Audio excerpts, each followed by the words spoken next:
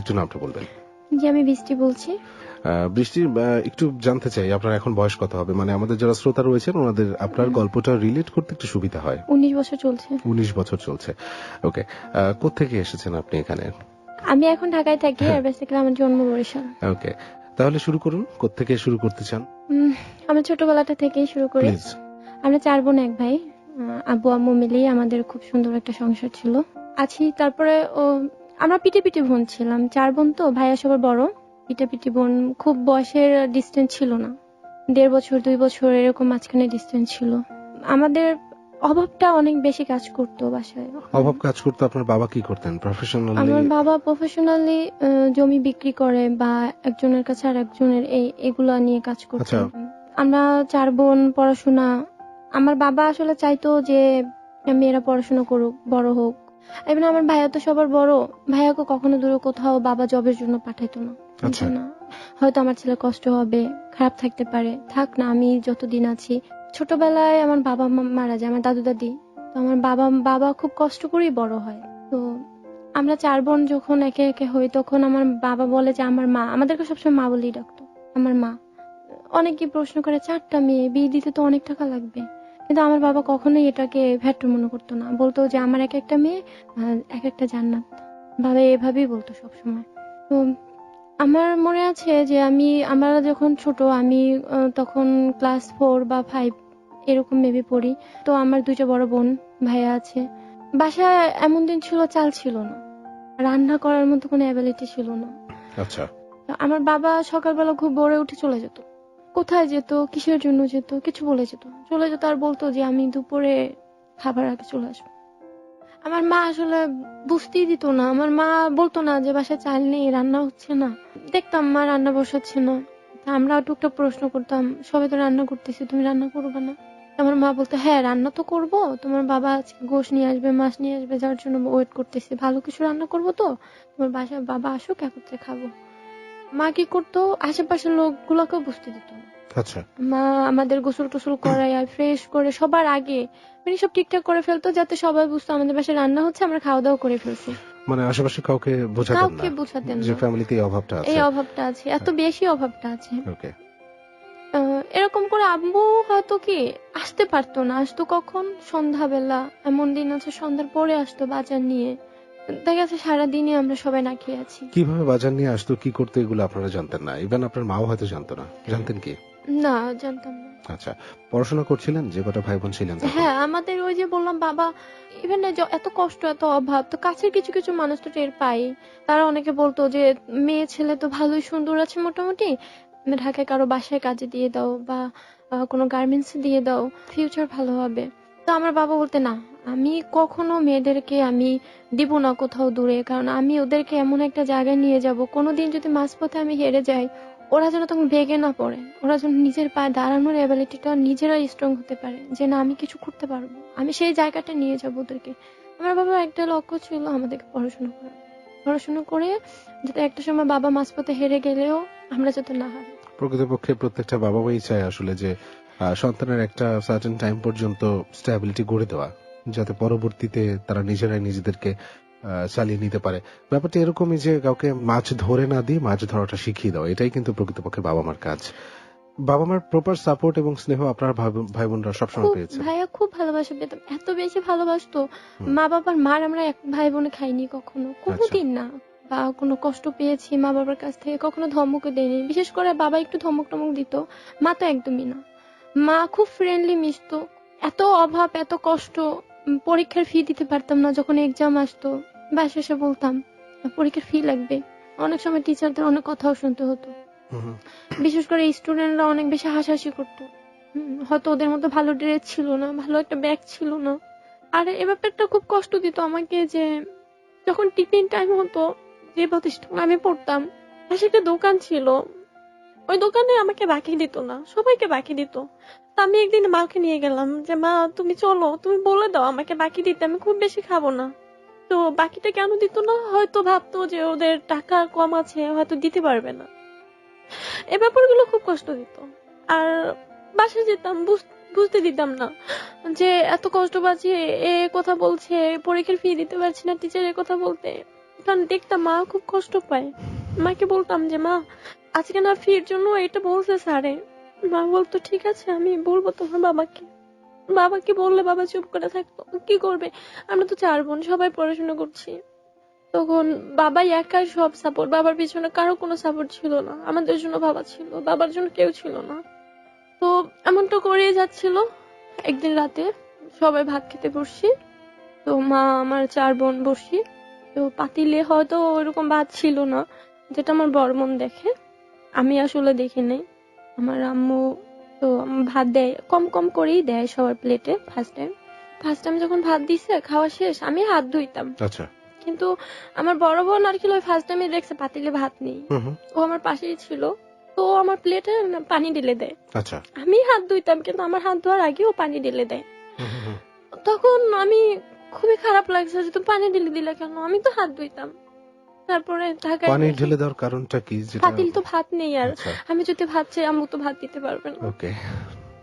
কিন্তু আমি চাইতাম না, সত্যিকার অর্থে আমি তখন হাত ধুইতাম, কিন্তু আমার তখন অনেক বেশি ম্যাচিউর ছিলেন আপনারা। আমি হ্যাঁ, আর মেসুদ বলতে ছোটবেলা থেকে কেন যেন এই জিনিসটা ভিতরে কাজ করতো না, বাবাদের মাকে প্রেশার দিল না। হুম, ওই বাসার বাসার ভালো ড্রেস পরছে মেয়েরা, আমার নেই, না দরকার নেই প্রেশারটা দেওয়ার, আপনারা কাজ প্রত্যেকটা করতো। ভাই বোনই এমন প্রত্যেকটা ভাই ছিলেন না? বোনই এমন ছিলাম। আসলে আমার যেটা মনে হয় যে আমার পার্সোনাল ওপিনিয়ন, যে মানুষ কিন্তু প্রকৃতির একটা অংশ হিসেবে মানুষও একটা প্রকৃতি।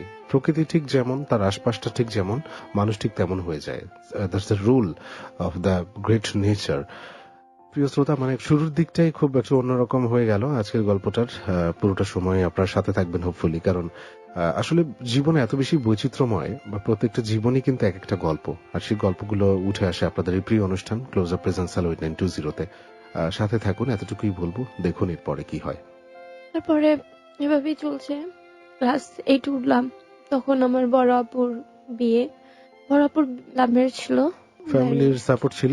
বাবা একটু ফার্স্টে মহম্মদ করে, কারণ উনি আমার ফ্যামিলি খুব ধার্মিক টাইপের ছিলেন, 5 ওয়াক্ত নামাজ পড়তো। ইভেন আমরা 3 বোন সবাই মাদ্রাসা থেকে পড়াশোনা করেছি। ছোট বোনটা আসলে খুব মেধাবী, ও ইংলিশে ছোটবেলা থেকে খুব এক্সপার্ট। আরেকটা কথা বলেনি, আমাদের 4 বোনে যে আমরা পড়াশোনা লেভেল এত দূর চলে আসি, কখনো কারো প্রাইভেট লাগে না। এটা কি অর্থনৈতিক অভাবের কারণে নাকি অভাবের কারণে বলেন ভাইয়া, নিজেদের মেধার কারণে বলেন, সবকিছু মিলাইয়া হয়নি, দরকার হয়নি দরকার কখনো? হয়নি কখনোই হয়নি। এটাও দেখেন, মানে অটোমেটিক একটা সিস্টেমের ফলে, যে হয়তো এফোর্ট করতে পারবেন না, যে যে কারণে আপনার জন্য সেট করাই ছিল যে ওর এফোর্ট করার শক্তি নেই, ক্ষমতা নেই, ওর পড়ার দরকার হবে না। ওকে, হ্যাঁ, তারপরে বোনের বিয়েটা হয়ে গেল ঠিকভাবে? হ্যাঁ, আপুর বিয়ে হলো, হুম। খুব ভালোভাবে কমপ্লিট হলো। একটু তখন দ্বিমত থাকার পরেও হয়ে গেল, যাই হোক। হ্যাঁ, কারণ ছেলে আর মেয়ে যদি ম্যাচুরিটির পরে নিজেদেরকে সিলেক্ট করে ফেলে নিজেদের জন্য, সেটা ফ্যামিলি যদি বাধা সৃষ্টি করে, এটার ভবিষ্যৎ ফল হয়তো ভালো হয় না, হয়তো কখনো কখনো ভালো হয়। কারণ বাবা মা কখনোই সন্তানের অমঙ্গল চান না। সেই সুবাদেই হয়তো তারা কিছু জিনিস চিন্তা ভাবনা করেই এক্ষেত্রে দ্বিমত পোষণ করেন। কিন্তু যাই হোক, আপনার বাবা মা মেনে নিলেন, তাই তো? এবং এর রেজাল্টটা ফাইনালি তো ভালোই হলো। হ্যাঁ, অনেক ভালো। তারপর? তো তারপর আমি তখন ক্লাস 8 পড়ি। হুম। তো সামনে আমার জেএসসি এক্সাম।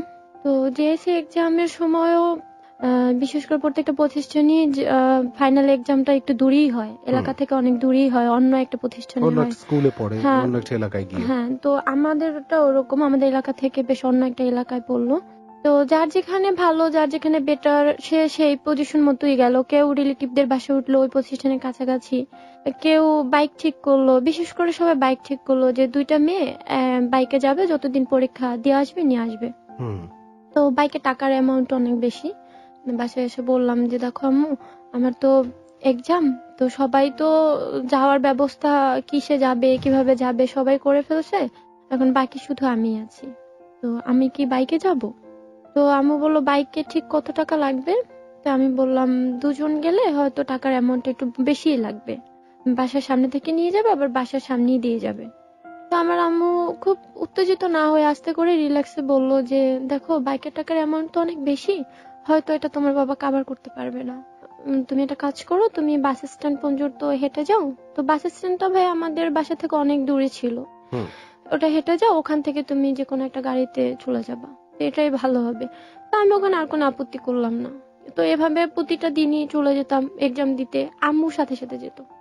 তো আমি বলতাম তোমাকে যেতে হবে না, আমি তো পারবো যেতে। ফার্স্ট টাইম 2-1 দিন বলি নাই, 2-1 দিন যাওয়ার পর দেখতাম আম্মুর খুব কষ্ট হয়। সেই সকালবেলা ভোরে রান্না করে আমাকে খাওয়াই দেয়, তারপরে আমার সাথে আসে, আবার আম্মু চলে আসে ওখান থেকে হেঁটে, আবার বাসার কাজ, তো সবকিছু মিলাই দেখতাম আম্মুর কষ্ট হচ্ছে। তখন আমি বলতাম আমি তো একাই যেতে পারি, তোমাকে যেতে হবে না। তা আম্মু বলতো না, তোমার যদি কোনো প্রবলেম হয়। হয়তো আমি বাইকে যেতে পারিনি, কিন্তু আম্মুর ভালোবাসাটি নিয়ে কিন্তু সাথে সাথে যাচ্ছি। এভাবে করে আমার এক্সাম শেষ হলো। তো তারপরে আমি জেএসসি তে খুব ভালো রেজাল্ট করলাম, 4.68। আচ্ছা, প্রায় হচ্ছে প্লাসের হ্যাঁ, কাছাকাছি। আমি কিন্তু কখনো প্রাইভেটও পড়িনি। ফ্যামিলির সাপোর্টটা অনেক সাপোর্ট বেশি ছিল। কোনো প্রাইভেট ছিল না। ছিল না। আমার ক্লাসমেটরা কিন্তু খুব প্রাইভেট পড়তো। আপনার বাবা মা তো আপনাদেরকে অনেক ভালোবাসতো, যেটা সব ফ্যামিলিতে হয়তো বাবা মা খেয়াল করতে পারেন না সন্তানদেরকে ওইভাবে। হয়তো অভাবের কারণেই হোক বা যে কোনো কারণে অনেক অনেক ফ্যামিলি কিন্তু আছে আমাদের আশেপাশে পরিচিত, যে সন্তান যেভাবে ইচ্ছা সেভাবে বাড়ছে, যেভাবে ইচ্ছা সেভাবে না খেয়ে স্কুলে যাচ্ছে, আবার ফিরছে, ঘুমিয়ে পড়ছে। ফ্যামিলি থেকে কিন্তু শুরু হয় একটা সন্তানের ভবিষ্যৎ জীবনটা কিরকম হবে। ফ্যামিলির প্রপার গাইডলাইনটা পেলেই একটা মানুষ সেভাবেই বেড়ে ওঠে, এটা সুন্দর একটা ভবিষ্যতের দিকে আগায়। এটা খুব ইম্পর্টেন্ট ফ্যামিলির জন্য। হ্যাঁ, তারপরে তারপর আমার রেজাল্ট বের হওয়ার পরে দেখলাম বাসায় সবাই অনেক খুশি। বিশেষ করে আমার মা। আমার আমার মেজো বোনটা তো তখন এসএসসি কমপ্লিট করছে, কিন্তু ওর রেজাল্ট খুব ভালো ছিল না। আচ্ছা, তো সেই তুলনায় আমি রেজাল্ট করছি খুব ভালো, তো এর জন্য খুবই খুশি, সবাই অনেক খুশি। আমার মা খুবই আমাকে জড়াই ধরে খুব কান্না করছে যেদিন আমার রেজাল্টটা বের হয়। হুম, খুব ওটা ছিল আমার আনন্দের কান্না। আমার বাবা অনেক খুশি ছিলেন। তো আমি আবার ক্লাস 9-এ ভর্তি হই। তো আমার ছোট বোনটাও কিন্তু তখন বেশ বড় হয়ে গেছে, ও স্কুলে কিন্তু যাওয়া শুরু করে দিয়েছে। তখন বাবার প্রতি আরো প্রেশার পড়ে যায়।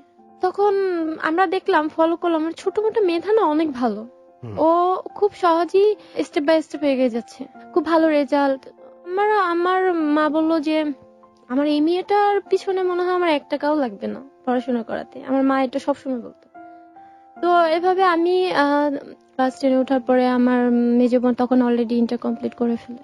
আমি তখন ক্লাস 10-এ। হুম, হুম, আমি আমার এসএসসি এক্সামও চলে আসে। আচ্ছা, ওইভাবে হেঁটে হেঁটে অর্ধেকটা যেতাম, আম্মু যেত। তখন আমার ছোট বোনও ক্লাস 5-এ না 6-এ উঠে গেছে। তো ওর এই যে ক্লাস 5-6-এ ওঠা, ক্লাস 1 থেকেই ওর রোল থাকতো 1 কি 2। আর ইংরেজিতেও ছোটবেলা থেকে খুব এক্সপার্ট ছিলেন। ও আরো কি করতো, ক্লাস 6-7-এ উঠে ও আরো নিজে টিউশনি করাতো। ও ক্লাস 6-7 থেকে। হ্যাঁ, ওর ওর কাছে অটোমেটিকলি চলে আসতো সবাই যে আচ্ছা, তুমি পড়াবা, আমার বাচ্চাটাকে একটু পড়াও। আর ওই ছোটবেলা থেকে ও গান করতো। তো যদিও ওটা কোনো প্রফেশনাল গান গায়নি, জাস্ট ও নিজে নিজে গাইতো, কিন্তু আশেপাশের মানুষগুলো ফিল করতো যে ওর ভয়েসটা অনেক সুন্দর। তারপর আমি এসএসসি কমপ্লিট করে ফেললাম, শেষ, আমি ঢাকায় চলে আসলাম। ও এর মধ্যে কিন্তু আমার ভাইয়াও বিয়ে করে ফেলেছে। আচ্ছা, বিয়েটা উনি কি নিজে ডিসিশন নিয়ে করলেন না, না বা ফ্যামিলি? পছন্দ করেছে, তারপর আমার বাবাকে বলাতে আমার বাবা করে আচ্ছা, দিয়েছে। তো আমার ভাইয়া বিয়ের পরেও 1-1.5 মাস ওয়াইফ নিয়ে ভাবিকে নিয়ে বাড়িতে ছিল। হুম, তো তারপর নিজের ইচ্ছাকৃত ভাবি বলে আমি ঢাকায় শিফট করি। আমার মাঝখানে আমার ভাইয়া ভাবিকে নিয়ে ঢাকায় চলে আসে। তো ফাইনালি তখন আমার ভাইয়া ঢাকায় শিফট করে ফেলছে। আমি এসএসসি কমপ্লিট করার পর আমি ঢাকায় বেড়াতে আসি। আমার প্রায় 3 মাস টাইম হাতে, রেজাল্ট বের হবে, তারপর তো আবার ভর্তি হওয়ার প্রিপারেশন। ঢাকায় আসার কিছুদিন থাকি, কিছুদিন থাকার পরে খুব ভোরে একটা ফোন আসে। আমার ভাইয়া খুব কাঁদতে শুরু করলো। তখন আমার ভাবি বললো যে কি ব্যাপারে কাঁদছো কেন? খুব ভোরে, তা আমি অন্য রুমে ছিলাম, আমিও আসি। তো আমার ভাইয়া বলে বাবা স্ট্রোক করেছে। স্ট্রোক করেছেন? হ্যাঁ, স্ট্রোক করেছে। মানে ফ্যামিলির একমাত্র উপার্জনক্ষম মানুষ, হুম। এতগুলো ছেলেমেয়ের পড়াশোনার খরচ, খাবারের যোগানটাও ঠিক মতো নাই, যার হাতেই সবকিছু চলছিল তিনি স্ট্রোক করলেন। অল সাইড যে মেনটেন করতো। তো ভাইয়া সাথে সাথে রওনা দেয়, ডক্টর কাছে নেওয়া হয়। কিন্তু আমার বাবার একটা সাইডে প্রবলেম হয়ে যায়, প্যারালাইসিস হয়ে যায়। আচ্ছা, তো বাম সাইডে বাবার প্রবলেম হয়ে যায়, ইভেন মাথায় রক্ত জমাট বেঁধে যায়, মাথার ব্রেনের তার যেগুলো ছিঁড়ে যায়। কিছু নার্ভ ক্ষতিগ্রস্ত হয়, হ্যাঁ, তাই তো? একটা সাইডে একদম প্রবলেম হয়ে যায়, একটা হাতে একটা পায়ে। ডক্টর একদমই বলেছে তাকে বেড রেস্টে রাখা হোক। ওকে, সে আর কখনো আগের মতো স্বাভাবিকভাবে হাঁটতে পারবে না। ইভেন তার মাথায় কোনো টেনশন, আর সে এখন বাচ্চা টাইপের হয়ে যাবে। তার ব্রেন সেটা নেই যে রেসপন্সিবিলিটি, মেয়ে ছেলে। সে এখন টোটালি তার ভিতরে যে তার যে হ্যাবিট গুলা পাবেন সেটা সম্পূর্ণ একটা বেবিদের হ্যাবিট পাবেন, এবং সেরকমই হয়েছিল। সেরকমই হয়েছে। আচ্ছা, ওই বাবার অ্যাক্সিডেন্টটা আমাকে খুব কেন যেন হার্ট টাচ করে ফেলে। আমার ছোটবেলা থেকে ইচ্ছে ছিল আমি একটা অ্যাডভোকেট প্রফেশনে যাব। তখন ওইটা ভেঙে পড়ে যায় যে না, আমার তো আর পড়াশোনা হয়তো হবে না, কারণ মেজাপু তখন অলরেডি বিয়ে করতে হয়েছে। বড়পুর বিয়ে হয়ে গেছে, ভালো আছে। ছোট বোনটা, ও তো ছোট, ও তো এত টেনশন চিন্তা এসব কিছু বোঝে না, ওর মতো বিন্দাস পড়াশোনা করছে, মজা করছে, এই তো। ফাইনালি আমার রেজাল্ট বের হলো, আমি এসএসসি তেও ভালো রেজাল্ট করলাম। আচ্ছা। কিন্তু আমার মাথায় আর ওই সেই এসএসসি তে যে খুশি হয়েছে রেজাল্টটা পেয়ে, তার থেকে দ্বিগুণ খুশি হয়েছিলাম আমি সেই এইটের রেজাল্টটা শুনে। তো আমি তখন জবের জন্য ট্রাই করতে শুরু করি। ওই যে ঢাকায় আমি আবার ব্যাক করি, বাবার অসুস্থ কথা শুনে চলে যায়, আবার ব্যাক করি।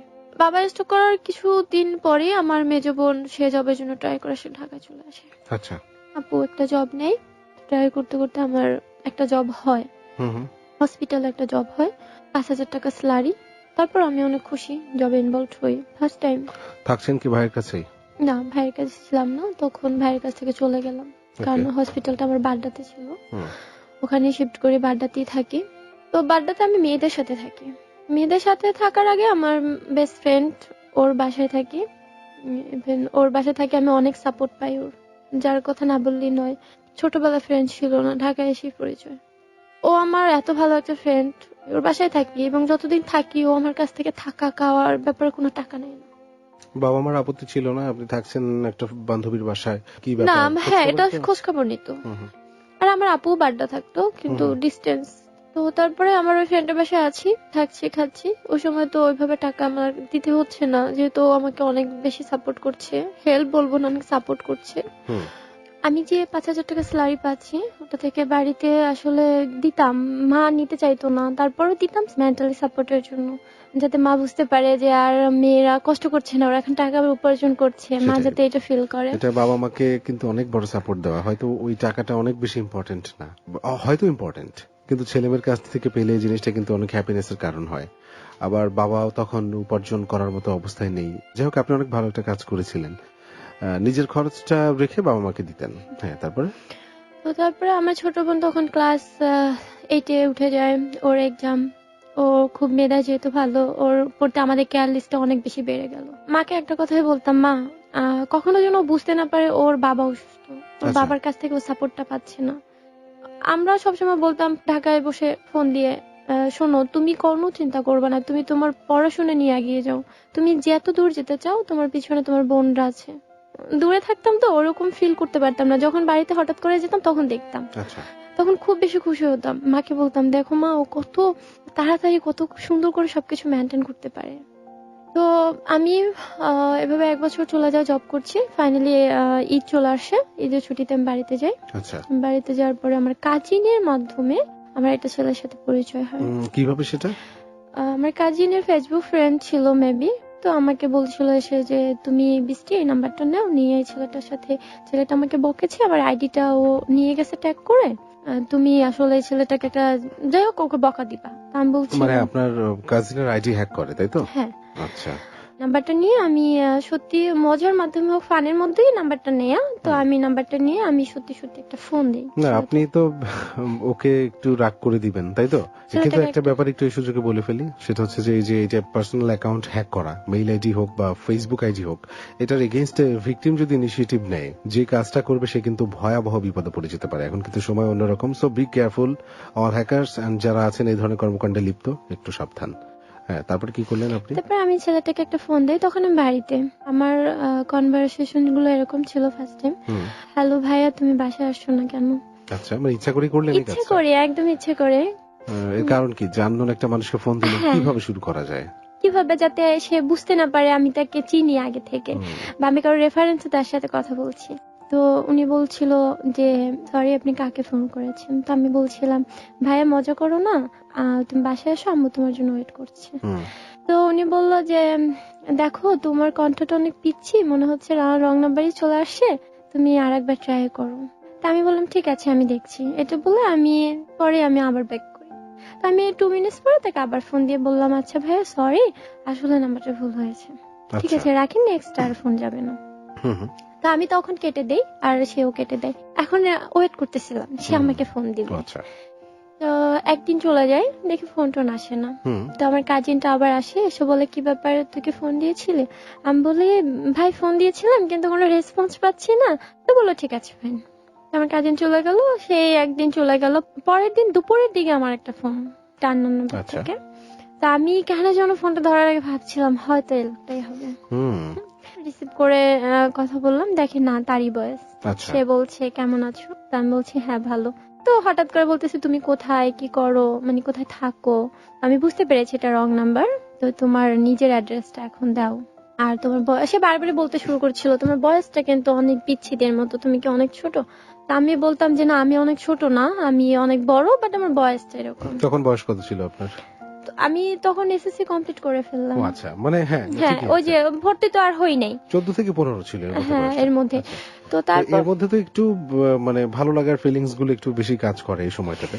যাই হোক, আপনার মধ্যেও সেটা অ্যাক্টিভ ছিল। হ্যাঁ ভালো লাগাটা আসলে কাজ করতো না, ফোন সেটা একটা দিলে। Normal natural human nature.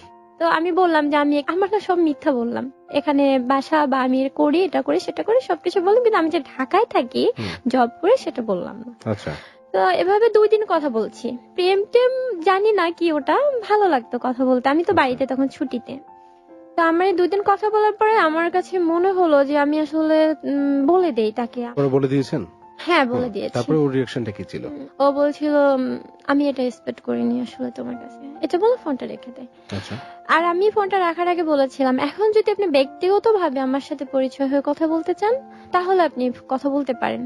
তো 2 দিন চলে যায়, আমি 2 দিন থেকে আমি ঈদের ছুটি শেষ আমি ঢাকায় ব্যাক করি, আর আমি অলরেডি তার নাম্বারটা ডিলিট করে দিয়েছি। আচ্ছা কিন্তু তার ফোনের কেন জন্য মানে তার কাছ থেকে ফোনের রেসপেক্ট করতাম, যে দেখা যাক আমার ফোনে রিসিভে হয়ে নাম্বার চলে আসে তাহলে ভাববো হ্যাঁ আমার আইডিয়াটাই ঠিক, সে আমাকে পছন্দ করে।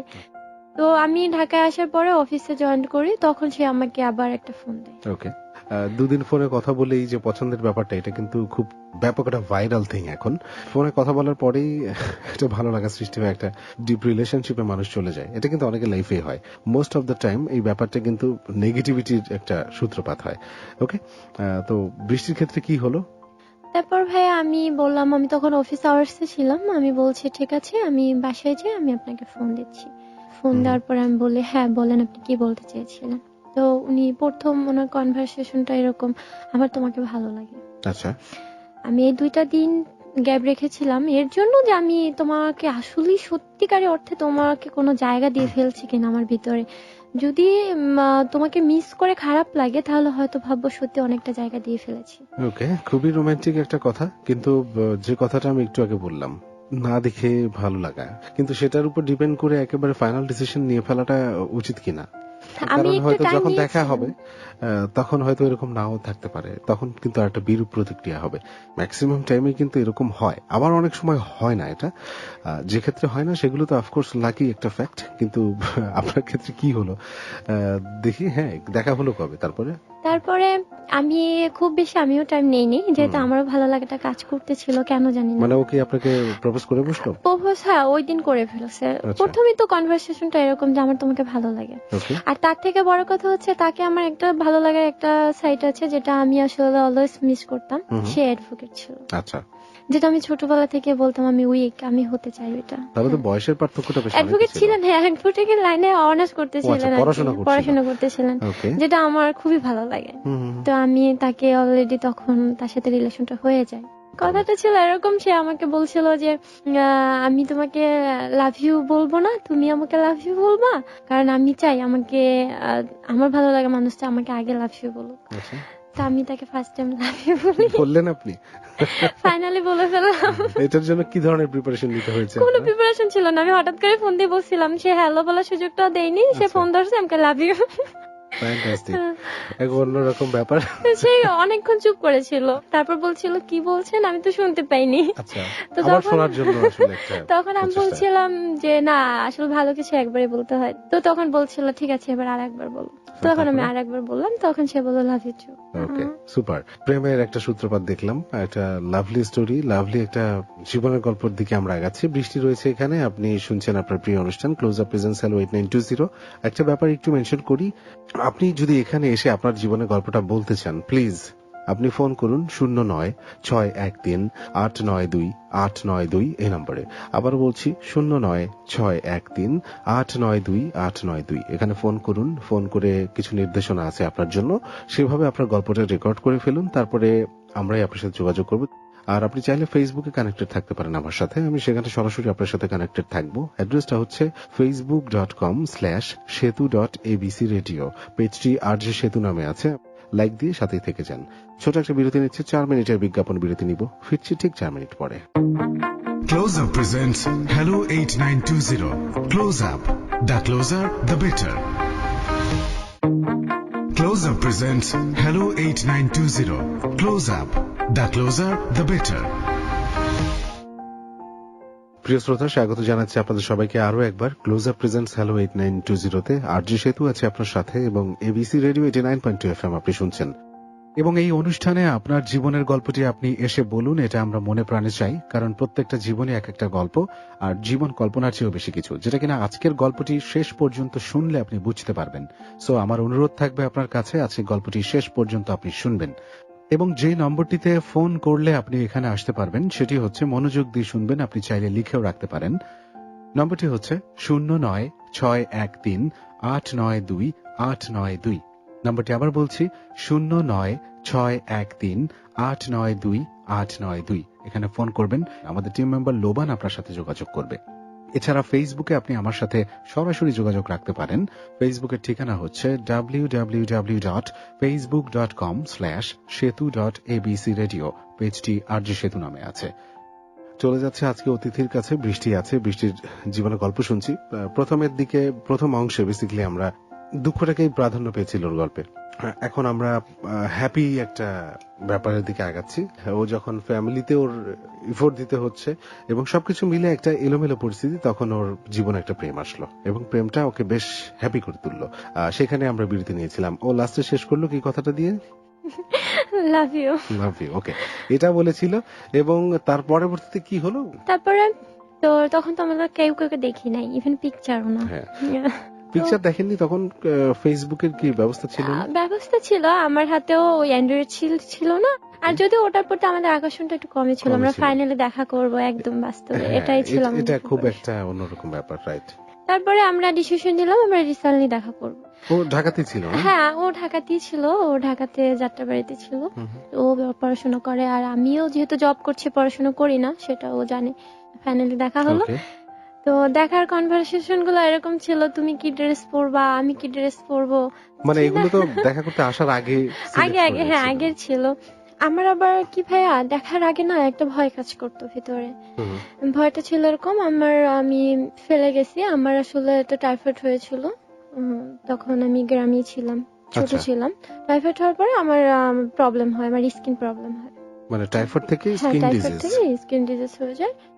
যেটা কিরকম ছিল ব্যাপারটা ভাইয়া, যেটা স্বাভাবিক একটা সুস্থ মানুষের ওয়েদার চেঞ্জ হলে একটা স্কিন উঠে না, হাতে পায়ে অনেকেরই উঠে, তো লাল হয়ে যায়। বেসিক্যালি এটাই ছিল আমার প্রবলেম। আমার এটা কন্টিনিউ, হ্যাঁ, হাতে পায়ে, আমার বডিতেও। তো এটা আমার ছিল মানে কন্টিনিউ, আমার কোনো শীত মৌসুম না বা কোনো গরম মৌসুম না। আচ্ছা, এটা কি পার্মানেন্টলি হয়ে গেল? পার্মানেন্টলি হয়ে গেল। ইভেন ডক্টর ওই ছোটবেলায় অনেক কন্ডিশন দিল আব্বু আম্মুকে, এভাবে ওর এই সব মেনটেন করে। কিন্তু এটার কি কোনো প্রপার কিউরমেন্ট নেই যেটা সেরে যাবে? তখন ডক্টর বলেছিল হ্যাঁ কমবে, হয়তো আস্তে আস্তে লং ট্রিটমেন্ট। ওকে, আচ্ছা। বাবা অনেক জায়গায় দৌড়াদৌড়ি করেছে আমাকে নিয়ে, কিন্তু কিছুদিন ওষুধ খাওয়াইতে, পরে টাকার জন্য আর খাওয়াইতে পারতো না। একটা সময় আমি বলতাম আমি ডক্টর কাছে যাবো না, কারণ লং ট্রিটমেন্ট তো হচ্ছে না, ওর সাথে ভাও টাকা নষ্ট করে লাভ নাই। আচ্ছা, তো এটা একটা ভয় কাজ করতো না? হ্যাঁ, এটা ভয় কাজ করতো। যার সাথে দেখা করতে যাচ্ছেন দেখে একসেপ্ট যদি না করে, যদি আমাকে রিজেক্ট করে দেয়, আমি কিন্তু ওই মুহূর্তে ওকে অনেক বেশি ভালোবেসে ফেলেছি, অল্প সময় খুব সিরিয়াস ছিল। এবং এই ব্যাপারটা আপনি আগে থেকেও জানান নাই? না, ক্লাসে ওরকম একা একা থাকতাম, হয়তো কেউ আমার সাথে মিশবে না, কোন ফ্রেন্ড সার্কেলের সাথে খুব বেশি মিশতাম না, আর এরা তো স্বাভাবিক, আমি তো স্বাভাবিক সুস্থ না, এটাই মনে হতো। তো একটা মানুষকে যখন পেলেন, তাকে আগে থেকেই হারানোর পদ্ধতিটা আপনি নিজেই অবলম্বন করলেন না? মানে এমন হতে পারে যে ব্যাপারে শুনে হয়তো কোনোভাবেই আর রিলেশনশিপ আগালো না, যাই হোক, তারপরে দেখা হলো এবং তারপর দেখা হলো ভাইয়া, ও দেখা হলো খুব ভালো, আমার ওকে ভালো লাগলো, আর ও আমাকে অনেক ভালো লাগছে। ফ্যান্টাস্টিক। মানে এই জিনিসটাই জাস্ট আমি অপেক্ষা করছিলাম, দেখা হওয়ার পরে কি দেখার পর কোনো নেগেটিভ কোনো ইফেক্ট ছিল না। আচ্ছা, ইভেন আমি কিন্তু বলতে চেয়েছিলাম যে আমার এই প্রবলেমটা বলে দিব, ভয়ে বলি নাই, যদি চলে যায় আচ্ছা থাক, নিজে থেকে যদি আমাকে কোশ্চেন করে তখন আমি বলবো, কিন্তু ভাই নিজের থেকে ওর কোনো প্রশ্ন ছিল না। আমরা ফাইনাল দেখা করে যার যার মতো বাসায় চলে গেলাম, কিন্তু কোনো প্রশ্ন করেনি। আমিও এরপর তো বেশ কয়েকবার দেখা হয়েছে, প্রতি ফ্রাইডে আমাদের দেখা হতো, কিন্তু কখনো এই প্রশ্নগুলো আসলে আসতোই না। প্রথম না নিজেকে একটু হাইড করার চেষ্টা করতাম, ওর কাছে গেলে যাতে এই প্রবলেমটা না দেখে, হারানোর ভয়টা, এত বেশি ভালোবাসি। তো ও নিজেই আমার হাতটা ধরতো, রাস্তাটা ক্রস করার সময় নিজেই হাতটা ধরতো, আমি হাতটা নিয়ে যেতেন। তখন আরো ভালোবাসাটা ওর প্রতি বেড়ে যায়, এত বেশি বেড়ে যায় যে ওকে ছাড়া যে আমি আর লাইফে ওকে অ্যাকসেপ্ট করবো, ভালো থাকতে পারবো, এটা মাথায় কখনোই আসে না। তো এভাবেই জব করছি, চলছে। আমার ছোট বোনটাও তো বড় হয়ে গেছে অলরেডি, আর আমার মেজো আপু জব করছে, যার যার মতো সেটেল। আমার ছোট বোন মাঝে মাঝে ফোন দিত, তখন ওর সাথে দেখা হতো, পাশে থাকতো, ও কথা বলতো। আমার ছোট বোনকে শালি বলে ডাকতো। তো আমার বাসার নাম্বারটা নিয়ে নিল যে তোমার ছোট বোনের সাথে আমি কথা বলবো। তো আমার ছোট বোনটা খুব সুইট করে কথা বলতো। তো ও প্রায় প্রায় আমার বোনের সাথে ফোন দিয়ে কথা বলতো। এই কথাগুলো কখন বেশি বলতো, আমার সাথে যখন একটু ঝগড়া হতো তখন ও কথা বলতো। আরেকটা ব্যাপার বলে ভাইয়া, ওর মুখের ভাষাগুলো অনেক খারাপ ছিল, যেমন রাগ উঠলে উল্টা পাল্টা খুব বিচ্ছিরি ল্যাঙ্গুয়েজ গুলো ইউজ করতো। তো আমি আগেও বলছি, আমার ফ্যামিলি থেকে অভাবটা আমি দেখেছি, কখনো বকাঝকা, মার তো দূরের কথা, বকাঝকাটাও আসেনি। বেশ কিছুদিন রিলেশনটা ভালো ছিল, তারপরে ছোট্ট ছোট্ট বিষয় নিয়ে খুব ল্যাঙ্গুয়েজ খারাপ করে আমাকে বকতো। বেশ কিছুদিন, কতদিন রিলেশনশিপটা ভালো ছিল? 2-3 মাস মেবি হবে, 2-3 মাস। 2-3 মাস। তো ও কখনো ভাইয়া রেস্টুরেন্টে উঠতো না। আমি ওকে জোর করতাম অনেক সময়, চলো রেস্টুরেন্টে বসি, না রেস্টুরেন্টে আমি খাই না, আচ্ছা। ভালো লাগে না। তো এভাবে প্রায় 1 বছর রিলেশনে যাচ্ছে। ল্যাঙ্গুয়েজ ফার্স্ট টাইম যখন এইভাবে বকাগুলো আমাকে শুরু করে, আমি শুধু চোখ থেকে অজস্র পানি ঝরতো, আমার অজস্র জল ঝরতো, আর আওয়াজ করে কাঁদতে পারতাম না। একদিন আওয়াজ করে কাঁদছি যে তুমি আমাকে কেন বকছো, ও আমাকে উল্টা আরো বকছে, তুমি কাঁদছো কেন, আমি বকছি তোমার ভালোর জন্য বকছি। তখন ওই ভয়ে আরো বকবে, সেই ভয়ে আমি শুধু চোখ থেকে পানি পড়তো, ওর বকাগুলো শুনতাম, ফোনটা রেখে হাউমাউ করে কাঁদতাম, যে এটা তো আমি কখনো এক্সপেক্ট করিনি। একটা এর মাঝখানে কিন্তু আমাকে বকছে, অথচ আমার বোনের সাথে ফোন দিয়ে কথা বলছে, ছোট বোনের সাথে খুব ফান করছে। আমার বোন একটু পরে আমাকে ফোন দিয়ে বলছে, আপু মুন্না ভাই ফোন দিয়েছিল, আমার সাথে অনেকক্ষণ কথা বলছে। তখন আবার ভুলে যেতাম সবকিছু, ওকে। যে আর যাই হোক, মানুষ তো আমার ভুলের জন্যই বকছে। বেসিক্যালি ভাই ভুলটা আমার কখনো ছিল না, ওর ছোট ছোট বিষয় নিয়ে বকতো, যেটা আমাকে বুঝাইলেই হতো। মানে কি কি ধরনের ব্যাপার ছিল? এই যে ব্যাপারটা ছিল এরকম, আমি কথা বলছি ওর সাথে, মাঝখানে একটা ফোন চলে আসে, কোনো পেশেন্ট হয়তো আমাকে ফোন দিতে পারে, আননোন নাম্বার একটা ফোন আসছে, তুমি ফোনটা করো। ও আচ্ছা, এখন আমার ফোনটা ইম্পর্টেন্ট না তোমার কাছে, বললেই পারে যে দেখো ফোনটা ধরো, বা দেখো, বা আমাকে কনফারেন্স করো, এরকম কিছু। কি না, ও আচ্ছা এটা তুমি এটা কেন বলছো ইম্পর্টেন্ট না, আমি তো তোমাকে বললাম আমি এখন একটা হসপিটালে জব করি, কোনো পেশেন্ট আমাকে ফোন দিতে পারে, যেহেতু আমি হসপিটালে এখন নেই, সেই ক্ষেত্রেও আমাকে বকতো। এই ব্যাপারগুলো কিন্তু খুব কমনলি ঘটছে চারপাশে। ছেলে মেয়ে যারা রিলেশনশিপে আছে, ছেলের পক্ষ থেকেও এরকম কথা আসে, মেয়েটার পক্ষ থেকেও আসে যে ও এখন আমি বোধহয় ইম্পর্টেন্ট না। মানে খুব লেইমেস্ট কিছু ব্যাপার, এগুলো রিলেশনশিপের ডিপনেসটাকেই নষ্ট করে দেয়। কারণ হচ্ছে যে অবশ্যই আপনি তার লাইফে ইম্পর্টেন্ট, আদারওয়াইজ তো আপনার সাথে রিলেশনশিপে জড়াতো না। রিলেশনশিপ একটা বড় জিনিস, সেটাকে সেভাবে রেসপেক্ট করতে পারাটাই হচ্ছে মোর ইম্পর্টেন্ট। ফিউচারটা ভেবেই তো রিলেশনশিপে জড়ায় মানুষ। সো ওই ব্যাপারটাকে এইভাবে মানে নিচু করে দেওয়ার কোনো মানে হয় না। যে এই যে কথাটা বৃষ্টি বললো, ওর ক্ষেত্রে কমপ্লেন গুলো আসতো, এটা মনটাকে নষ্ট করে দিত না? অনেক সময় মনটা ভেঙে যেত না যে কি ধরনের কথা? আমি কিন্তু সেটাই অনেকটা বের করছি। ভেঙে যেত, অনেকটা আপসেট থাকতাম। যখন এই বকাগুলো আমার কাছে আসা শুরু করলো, তখন আমি কখনো ভাইয়া এমন সময় আছে, আমি ভালো মুভমেন্ট কাকে বলে আমি ফিল করতে পারছিলাম না। তো কখনো এটা শুনি নাই, ও কেন বললো। আমি কিছু কিছু তুলে ধরি, কিছু কিছু পার্ট, যেমন আমি ওর সাথে হাঁটতাম, আমি কাউকে বলতাম দেখো না ওই মেয়েটাকে সুন্দর লাগছে না, ওই ক্যাপেলটাকে সুন্দর লাগছে না, তখন ও এইটি নিয়ে রাগ করতো, তোমার ক্যাপেল দেখার কি দরকার আছে, তুমি এটা কেন ফলো করছো। তা আমি বলতাম আজব, এটা নিয়ে রাগ করে কি আছে, আমি তো তোমাকে জাস্ট বললাম যে ক্যাপেলটা সুন্দর না, দেখো। তো বলতো ও আচ্ছা, তার মানে আমি তোমার পাশে আছি, এটা কোনো ভালো লাগার কিছু না। তো আমি চুপ করে থাকতাম, এই অল্প স্বল্প কথা বলে আমি চুপ করে থাকতাম, দেখে ও হয়তো কুল হবে, কিন্তু না, ও হয়তো আমাকে রেখে চলে যেত, ওইখানে মাঝপথে ছেড়ে আমাকে চলে যেত। একদিন না ওর ওর বন্ধুর বেবির বার্থডে ইনভাইট করেছে, তো আমাকে বলতেছে আমরা যাব, তুমি রেডি থেকো।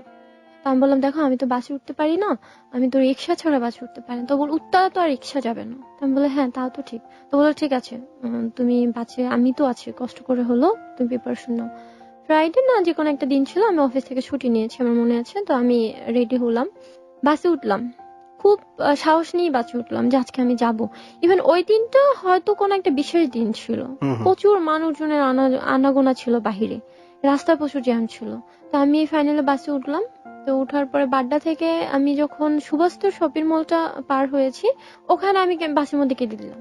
আচ্ছা। ও আমার পিছনে সিটে বসা ছিল, আমি একটা মহিলার পাশে বসছিলাম, কেঁদে দিলাম। তো বাসের মধ্যে মানুষগুলো আমার দিকে তাকিয়েছে, আমি কেঁদে দিছি। কান্নার কারণ হচ্ছে আমার খুব কষ্ট হচ্ছিল, আমার খুবই বমি চলে আসছিল, আমি নিতে পারছিলাম না, অস্থির, ঘেমে টেমে অস্থির হয়ে যাচ্ছিল। বাসে ওঠার অভ্যাস নেই আপনার? একদমই নেই। ও কি করলো, আমাকে বাস থেকে নামাইলো।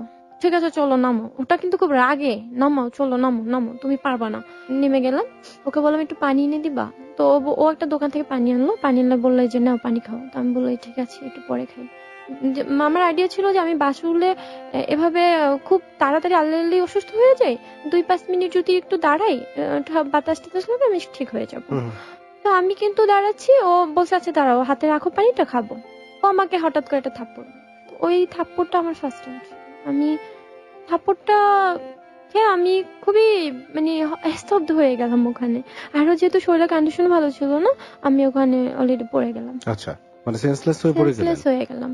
তো Okay. ও আমাকে নিয়ে তখন আমার মেজো বোনের নাম্বার ওর কাছে ছিল, ও ফোন দেয় মেজো বোনকে, ফোন দিয়ে আমার মেজো আপুকে ডেকে আমাকে ওর কাছে দিয়ে যায়। এবার শুধু থাপ্পড়টায় আমি শুধু কষ্ট পাইনি, ওর হাতের নখে, আমি আগে বলেছি আমার স্কিন প্রবলেম, তো আমার হাতের নখে আমার গাল ছিঁড়ে যায়। আচ্ছা, মানে এতই সফট আপনার স্কিন? হ্যাঁ, আমার ইভেন কলমের পিন দিয়ে যদি খোঁচা দেয় ওখান থেকে রক্ত বের হয়ে যায়। মাই গড। তো ও আমাকে ওখান থেকে গাল দিয়ে রক্ত বের হচ্ছে, ওটা সেটা দেখতে পাচ্ছিল। আচ্ছা, তো ও বুঝতে পারছে যে ওর হাতের কারণে এটা হয়েছে। তো আমার বোনের কাছে ও যাই হোক আমার মাথায় বিলিম দিয়ে তাকে বুঝাইয়ে দিয়ে যায় আমাকে। আমি তো মোটামুটি সুস্থ।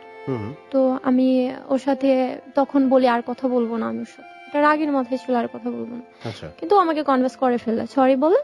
আর যত অন্যায় করুক না কেন, ওর সরি একটাই বলে। আপনাকে কনভিন্স করাটা খুব সহজ ছিল ওর কাছে? খুবই সহজ মানে ছিল, আপনি খুব সহজেই গলে যেতেন একেবারে? একদম। একবার সরি বললেই বুঝতাম আমার নিজের ভুলটা তো স্বীকার করেছি। এবং আপনার মতো মেয়েরা কিন্তু খুব সহজেই বিপদে পড়ে যায় যে কোনো সময়, কারণ কনভিন্স করে ফেলার মতো মানুষের কিন্তু অভাব আশেপাশে নেই।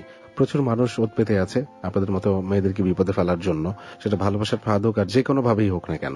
আমি জানি না আপনি এই ধরনের কোনো ফাঁদে পড়েছেন কিনা, বা আপনার পরবর্তী প্রেমের জীবনটা কেমন কেটেছে আমি জানি না প্রিয় শ্রোতা, এটা আমার সাথে সাথে আপনারাও জানতে পারবেন।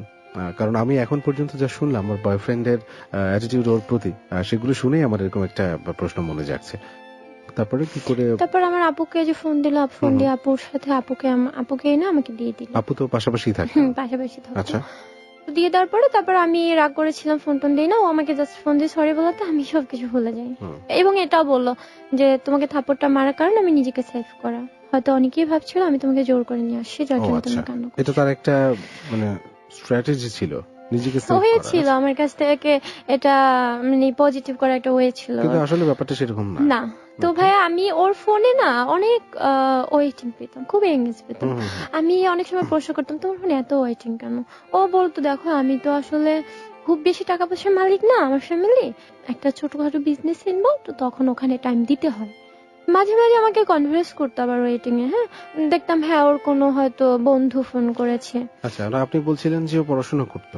পড়াশোনা করতো, পাশাপাশি বিজনেস এ ইনভলভ ছিলেন। ছিল, আসলে ছিল। ছিল।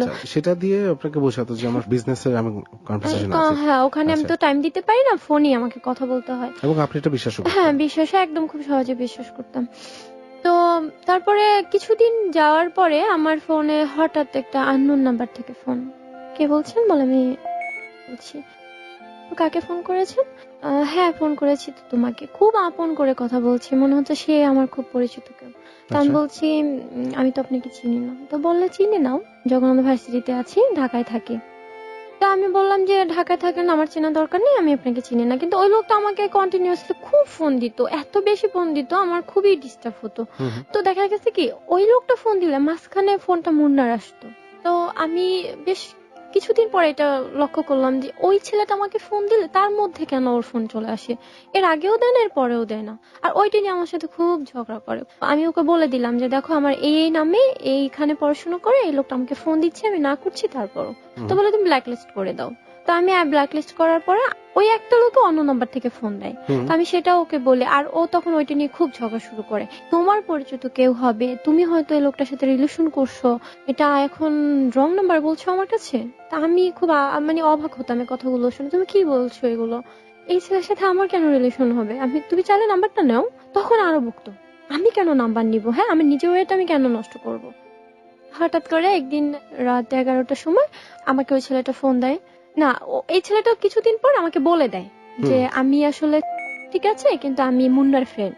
মানে আপনার বয়ফ্রেন্ডের নাম হচ্ছে মুন্না, ওর ফ্রেন্ড হচ্ছে? তার মানে কি আপনার বয়ফ্রেন্ডের সাজানো নাটক ছিল এটা? হ্যাঁ, এটার কারণ কি যে আপনার সাথে কি ব্রেকআপ করে ফেলা? হ্যাঁ, ও আমার লাইফ থেকে চলে যাবে। ওকে। একটু বলে দেই ভাইয়া, আমি যে হুম। 5,000 টাকা স্যালারি জব করছি, হুম। ওকে আমি এই 5,000 টাকা খুব কাভার করতাম। এমন মাস চলে গেছে আমি ওকে এই 5,000 টাকা 4,000 টাকায় দিয়ে দিয়েছি। আচ্ছা। আমি ওর সমস্যা কথা শুনলে ওর ফোনে টাকা দিয়ে দিতাম। আমার ভিতরে এমনটা কাজ করতো যে ও ভালো থাকুক, ওকে ভালো রাখি, ওর প্রবলেমে আছে, আমি যেহেতু জব করছি থাক না, সমস্যা কি। আমি আসলে এখানে না বলে পারছি না যে শুরুর দিকে বলছিলাম যে ম্যাক্সিমাম টাইমে ফোনে বা ফেসবুকে সোশ্যাল কমিউনিকেশনের যতগুলো ওয়ে রয়েছে সেগুলোর মাধ্যমে কোনো রিলেশনশিপে জড়ানো, এটা হয়তো খুব কপাল গুণে কারোর খুব ভালো হয়ে যায়, হয়তো ফাইনালি তারা লাইফ সেটেল করে ফেলেন, কিন্তু ম্যাক্সিমাম টাইমেই কিন্তু এটার একটা নেগেটিভিটি সবসময় সামনে চলে আসে। এটা আসতেই হবে, কারণ রিলেশনশিপ কখনো ভার্চুয়ালিটির উপর ডিপেন্ড করতে পারে না। রিলেশনশিপ ব্যাপারটাই হয়তো ভার্চুয়াল, যেটা দেখা যায় না, যেটা অনুভূতির ব্যাপার, কিন্তু একটা মানুষকে দেখে তাকে ফিল না করে কিভাবে ফোনে কথা শুনে তার উপর সমস্ত কিছু দিয়ে দেয়, ব্যাপারটা আমার প্রথম থেকে সন্দেহ হচ্ছিল, কারণ এই ব্যাপারগুলো অহরহ আমাদের আশেপাশে ঘটছে। বৃষ্টির সাথেও যেটা ঘটলো, বৃষ্টিকে তার লাইফ থেকে সরিয়ে দেওয়ার জন্য সে একটা নাটক প্ল্যান করলো। বানালো, এবং তারপরে কি হবে সেটা খুব ইজিলি বোঝা যাচ্ছে, কিন্তু জানি না এর ব্যতিক্রম কি হয়েছে, কিন্তু খুব ক্রুশিয়াল একটা ব্যাপার হবে। আর যারা ভুক্তভোগী আছেন এই মুহূর্তে, যারা শুনছেন, তারা তো ফিল করতে পারবেন খুব ভালো করেই। আর শুধু এখানেই বৃষ্টির গল্প না, বৃষ্টির গল্পে আরো অনেক কিছু আছে, যতটুকু সময় আমরা পাচ্ছি আমাদের হাতে, সো তার মধ্যে কিন্তু আরো অনেক কিছু আপনি পেয়ে যাবেন। ওর বড় কিন্তু একটা ট্র্যাজেডি রয়েছে লাইফে। ছোট একটা বিরতি এখন আমরা নিচ্ছি। বৃষ্টি রয়েছে আমাদের সাথে এবং আপনি শুনছেন ক্লোজ আপ প্রেজেন্টস হ্যালো 8920। 5 মিনিটের একটা বিজ্ঞাপন বিরতিতে যাচ্ছি, কেউ কোথাও যাবেন না, 5 মিনিটের বিজ্ঞাপন বিরতি নিচ্ছি। Close Up presents Hello 8920. Close Up. The closer, the better. Close Up presents Hello 8920. Close Up. The closer, the better. স্বাগত জানাচ্ছি আপনাদের সবাইকে আরো একবার ক্লোজ আপ প্রেজেন্টস হ্যালো 8920 তে। আর যে সেতু আছে আপনার সাথে এবং আপনি শুনছেন এবিসি রেডিও 89.2 FM।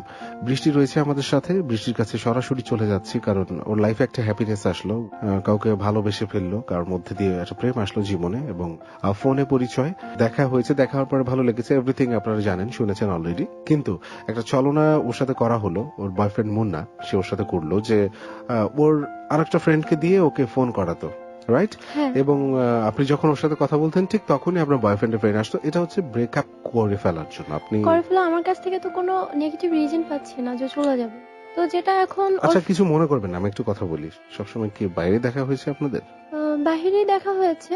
প্রশ্নটা ঠিক আছে ভাইয়া, আসলে রিলেশনটা 1টা বছর, তো যে বাহিরে হ্যাঁ। দেখা হওয়ার মধ্যে অনেক কিছু ছিল।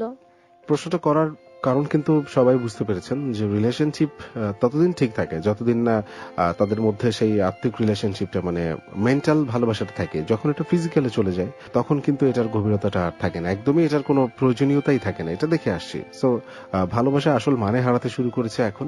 শারীরিক কোনো চাহিদা পূরণ হয়ে গেলেই সেটা আর ভালোবাসা থাকছে না, সেটা তখন বিচ্ছেদে পরিণত হচ্ছে। কিন্তু ভাইয়া ফিজিক্যাল বলতে আমরা যেটা বুঝি ওইরকম ভাবে কিছুই হয়নি, কিছুটা ছিল।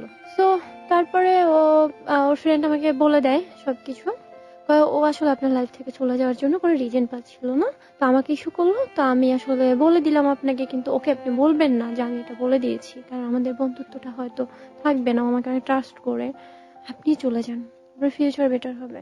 তো মানে আমি সম্পর্কটা ছিন্ন করে চলে যেতে বললো, তাই? হ্যাঁ, আমাকে বললো যে আপনি চলে যান, আচ্ছা, ব্রেকআপ আপনি করে চলে ফেলেন। যান। আপনি তো এখন বুঝতে পেরেছেন যে ও আপনাকে ও ভালোবাসেন আপনাকে। ভাইয়া কেন যেন মনে হলো ওর ফ্রেন্ড আসলে বানিয়ে বলছে নাকি আমি জানি না, আমার ওই সময় ও কথাগুলো কেন যেন বিশ্বাস হচ্ছিল না, আচ্ছা একদমই না। আমি বারবারই বলতাম যে না, আপনি ফল্ট মনে, আচ্ছা, আপনি আমাকে আর নেক্সট টাইম। কারণ আপনি ওকে ডিপলি ভালোবাসতেন, আসলেই ভালোবাসতেন আপনি। সত্যিকার অর্থে অনেক বেশি ভালোবাসি। ও তখন কিন্তু আমার ফ্রেন্ডের কাছ থেকে আমি চলে আসি, আমার যে ফ্রেন্ডের কাছে থাকতাম ওখানে থাকা খাওয়ার টাকাটা লাগতো না, কিন্তু আমি কিন্তু মেয়েদের সাথে উঠে গেছি তখন। আমি থাকা খাওয়া কিন্তু নিজের জন্য কিছুই রাখি না, মুন্নাকেও হয়তো আমি দেই, তখন আমি বাসা থেকে মোটামুটি আনতাম, তখন আমি আগে দিতাম, কিন্তু ওর সাথে রিলেশনে জড়ানোর পর আমি আরো আনছি। ওকে, তো ওর সাথে ওকে কি জানালেন যে ওর ফ্রেন্ড আপনাকে সবকিছু বলে দিয়েছে? মানে না, আপনার ওকে মনের আমি, অবস্থাটা তখন কি হলো? আমার মনে অবস্থা তো চলে যাচ্ছে, আমি কি হারাচ্ছি, মানে কিছু একটা হারিয়ে ফেলতেছি মনে হয়, যেটা আমি বাঁচতে পারবো না ওটা আপনি তো ছাড়া। ওর উপর পুরোপুরি ডিপেন্ড করে ফেলেছিলেন মেন্টালি। একদম, মানে পুরোপুরি বলতে একদম। ও আমাকে একদিন রাতে 11টা বাজে ওর ফ্রেন্ড আমাকে একটা ফোন দেয়। ওর ফোনটা রিসিভ করার সাথে সাথে মুন্না আমাকে ফোন দেয়। আচ্ছা, মানে তা- তখনও আপনি জানাননি? না, তখনও জানাইনি। তো আমি ওই দিন ফোনটা রিসিভ করি যে হয়তো কিছু বলবো ওকে মিন করে। ও পাশে বসে ওর ফ্রেন্ডকে দিয়ে ফোন করেছে, ও পাশে বসে ফোন দিয়েছে। আচ্ছা। তখন আমি তো অস্থির, ওর ওয়েটিং পাচ্ছে আবার, তো আমি রিসিভ করে ফেললাম। ওর ফোনটা হোল্ড করো, ওকে রিসিভ করে বললাম হ্যাঁ হ্যালো বলো, এত রাতে তোমার ফোন ওয়েটিং কেন? ওরা কিন্তু দুজন একত্রে। তো আমি তখন বললাম ও আচ্ছা জানো ওই সেই লোকটা আবার ফোন করেছে।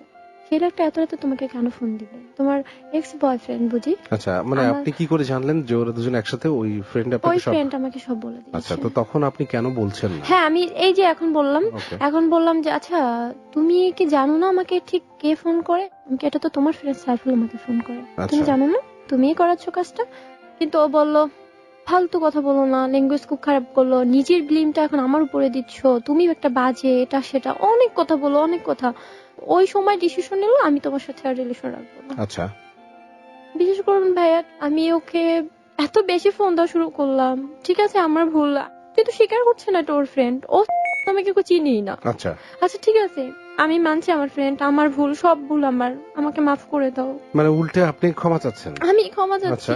আমার মেনে নেওয়া সম্ভব না যে ও চলে যাচ্ছে আমাকে ছেড়ে। ওই দিন রাতে যখন বললো যে না তোমার সাথে ব্রেকআপে যাচ্ছি, তখন কি করলো? মানে ফোনটা কেটে দিল? ফোনটা কেটে দিয়ে আমার নামটা ব্ল্যাক লিস্ট করে দিই। ওকে, তারপরে আপনি প্রতিদিন ওকে ফোন আমি দিচ্ছেন, তাই তো? প্রতিদিন অন্যান্য অফিসের যত টিএনটি নাম্বার ছিল প্রত্যেকটা নাম্বার থেকে ওকে ফোন দিছি। আচ্ছা। ফোন দিলে আমার বয়সটা পেয়ে ফোনটা কেটে ব্ল্যাক লিস্ট। My প্রত্যেকটা God. কলিগের নাম্বার থেকে ফোন দিতাম।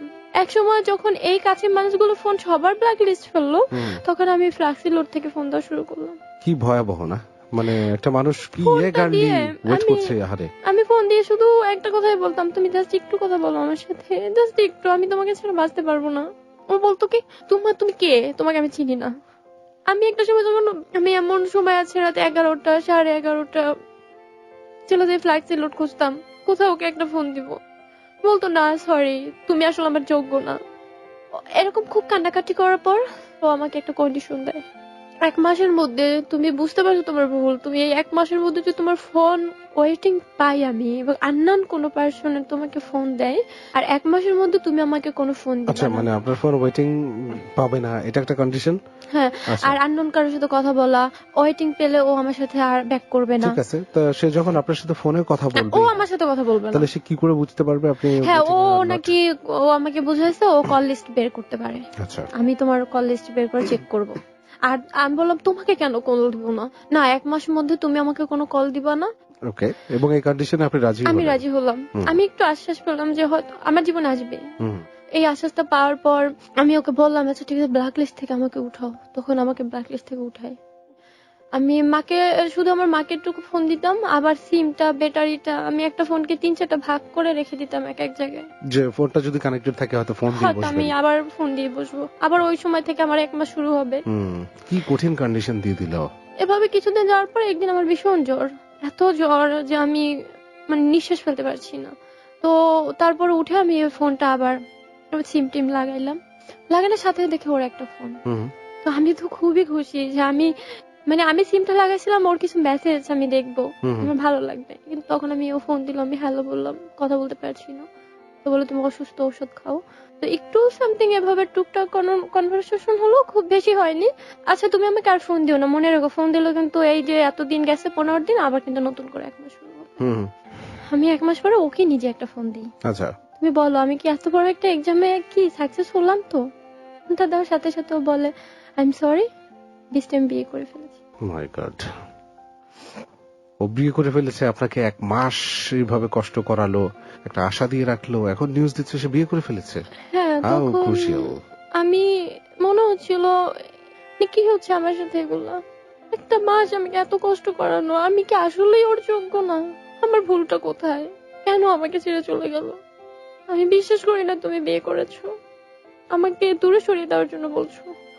তখন ও বিভিন্ন মেয়েকে দিয়ে আমাকে ফোন করায়, ফোন দিয়ে বলে আমি ওর কাজিন, তুমি আর ওকে ফোন দিও না। আচ্ছা। ফাইনালি একটা মেয়ে আমাকে ফোন দেয়, ফাইনালি ফোন দিয়ে বলে আমি ওর ওয়াইফ, ওকে। তুমি আমার হাজবেন্ডকে কেন ফোন দাও? আমি বললাম আমি বিশ্বাস করি না, মুন্না বিয়ে করতে পারে না। তো তখন বলে ঠিক আছে মুন্না আমার পাশেই আছে, তুমি কথা বলো। তখন ওটা কনফারেন্স ছিল ভাইয়া, আমি বুঝতে পারিনি মুন্না বলল হ্যালো।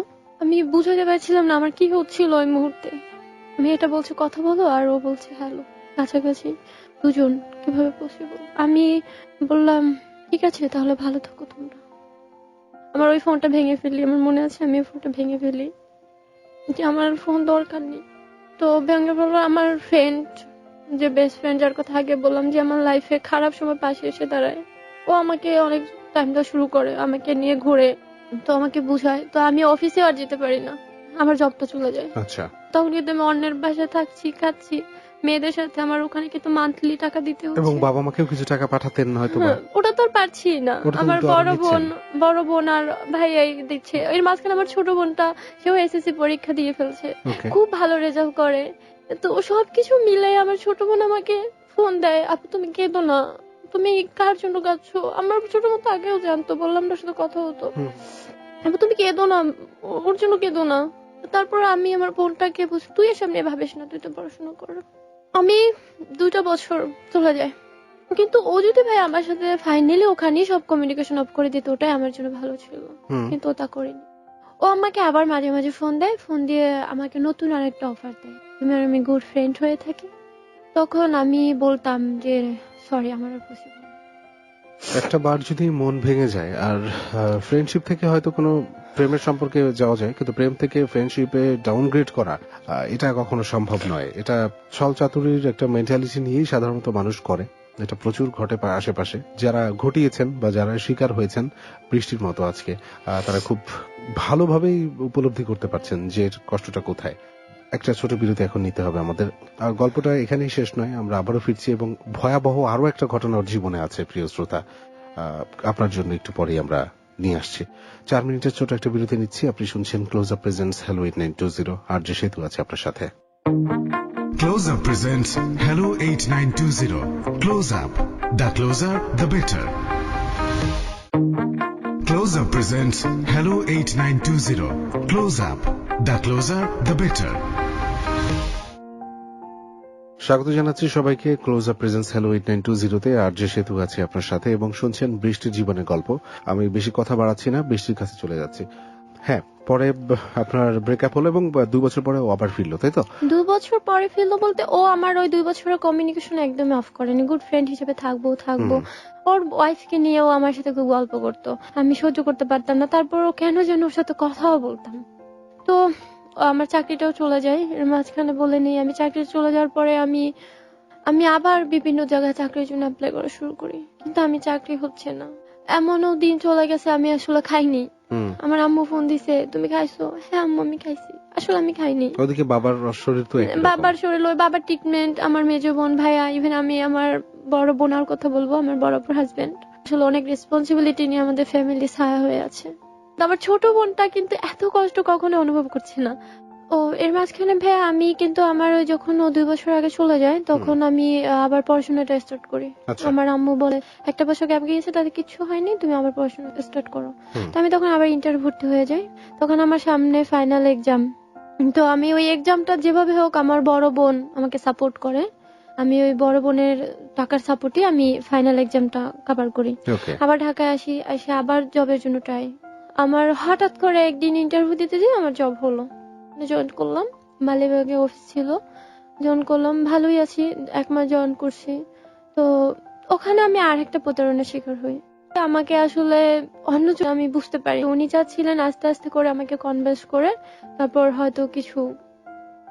আমার বোনকে বললাম যে আপু আমরা দুজনে একত্রে থাকি, আমার তো এখন জব নেই, তুমি তো খুব ভালো জব করো। তো একজনের সাথে আমি একটা বাসায় উঠলাম। তো ওর বাসায় ওর বোনের টাকায় কিছুদিন চলি, পরবর্তীতে আমি একটা জবের ব্যবস্থা করে নিব। তো ওখান থেকে আসার পরে আমার বোনের কাছে থাকতেছি। ছোট বোনটা ও এসএসসি পাস করে ইন্টার ভর্তি হয়, ইয়ার ফলে পরীক্ষা শেষ হয়, ও ঢাকায় বেড়াতে আসে। বেড়াতে আসার পরে 3 বোন একই জায়গায় আছি, ছোট বোন চলে আসে, খুব বিন্দাস। আসার পরে আমার এই যে কষ্ট হয়েছে, এত কিছু কষ্ট করেছি, যখন 3 বোন একত্রে হলাম, মানে খুব হাসি খুশি সব ভুলে গেছি যে আমার লাইফে এত কষ্ট আমি নিজে করেছি। আচ্ছা। ছোট বোনটার মুখের হাসি। তো ও যখন আসে তখন ভাইয়া মানে ঘুরতাম, প্রচন্ড ঘুরছি। আমার ছোট বোন চলো আপু, তখন ওই জব টব খোঁজা আর মাথায় ছিল না, জব খুঁজতে হবে না, আপুর কাছে তো আছি। আপু তো আমার মাথার উপরে ছায়া হয়ে আছে, থাক না কিছুদিন, ছোট বোনটা নাকি একটু মজা করে। তো ঘুরতাম, ছোট বোনকে নিয়ে জাদুঘরে গেছি, অনেক জায়গা ঘুরেছি এবং বলতো আপু চলো রেস্টুরেন্টে খাই। তো আমরা মজার ব্যাপার ছিল, আমি আর আমার ছোট বোন বড় আপুর পার্সে ব্যাগ থেকে টাকা চুরি করে রেখে দিতাম। আচ্ছা ও বলতো আপু তুমি বলবো না, আমি বলতাম তুমি বলবো না, ও চলে গেল, আমরা রেস্টুরেন্টে যেয়ে খেতাম। আচ্ছা তারপরে হচ্ছে এরকম ও ঢাকায় এসে 15 দিন থাকে, খুবই মজার মজার মজার বিষয় থাকে। যেমন একদিন মুরগি রান্না করি, মুরগি রান্নার কোনো একটা মুরগির অংশ আমার বড় বোন পছন্দ করে খেতে। আমার বড় বোনকে রাতে 11টার সময় ফোন দেয়, গ্রামের বাড়িতে 11টার সময় অনেক রাত, ঘুমিয়ে পড়ছে অলরেডি আমার বড় বোন। ফোন দিয়ে বলতেছে আপু তোমার জন্য এটা রাখছি, আমি এখন কুরিয়ার সার্ভিসে পাঠাই দেবো। এটা আমার ছোট বোন বলছে। আমার বড় বোন ফোনের মতো ওর এমন ধমক। আর মুরগির অংশটা এমন অংশ ছিল ভাইয়া যে মুরগির পিছন সাইডটা হ্যাঁ, এটা অনেকেই পছন্দ করেন এই অংশটা খেতে, আমি জানি। যেটা এবং সেটা বড় বোনরাই, আমি সবসময় কেন জানি কি একটা কাকতালীয় ব্যাপার আছে, এটা খুবই ইন্টারেস্টিং। কিন্তু আমার হ্যাঁ। ছোট বোনটা এত রাতে ফোন দিয়ে ওকে বলছে ঢাকা থেকে ঘুম ভাঙায় যাবো, তোমার জন্য এটা রাখছি, তোমাকে পাঠাই দেবো। ব্যাপারটা এত মজার ছিল যে 3টা বোন হাসতে হাসতে ঢাকায় বসে যে বড় আপু শুনতে পাচ্ছে।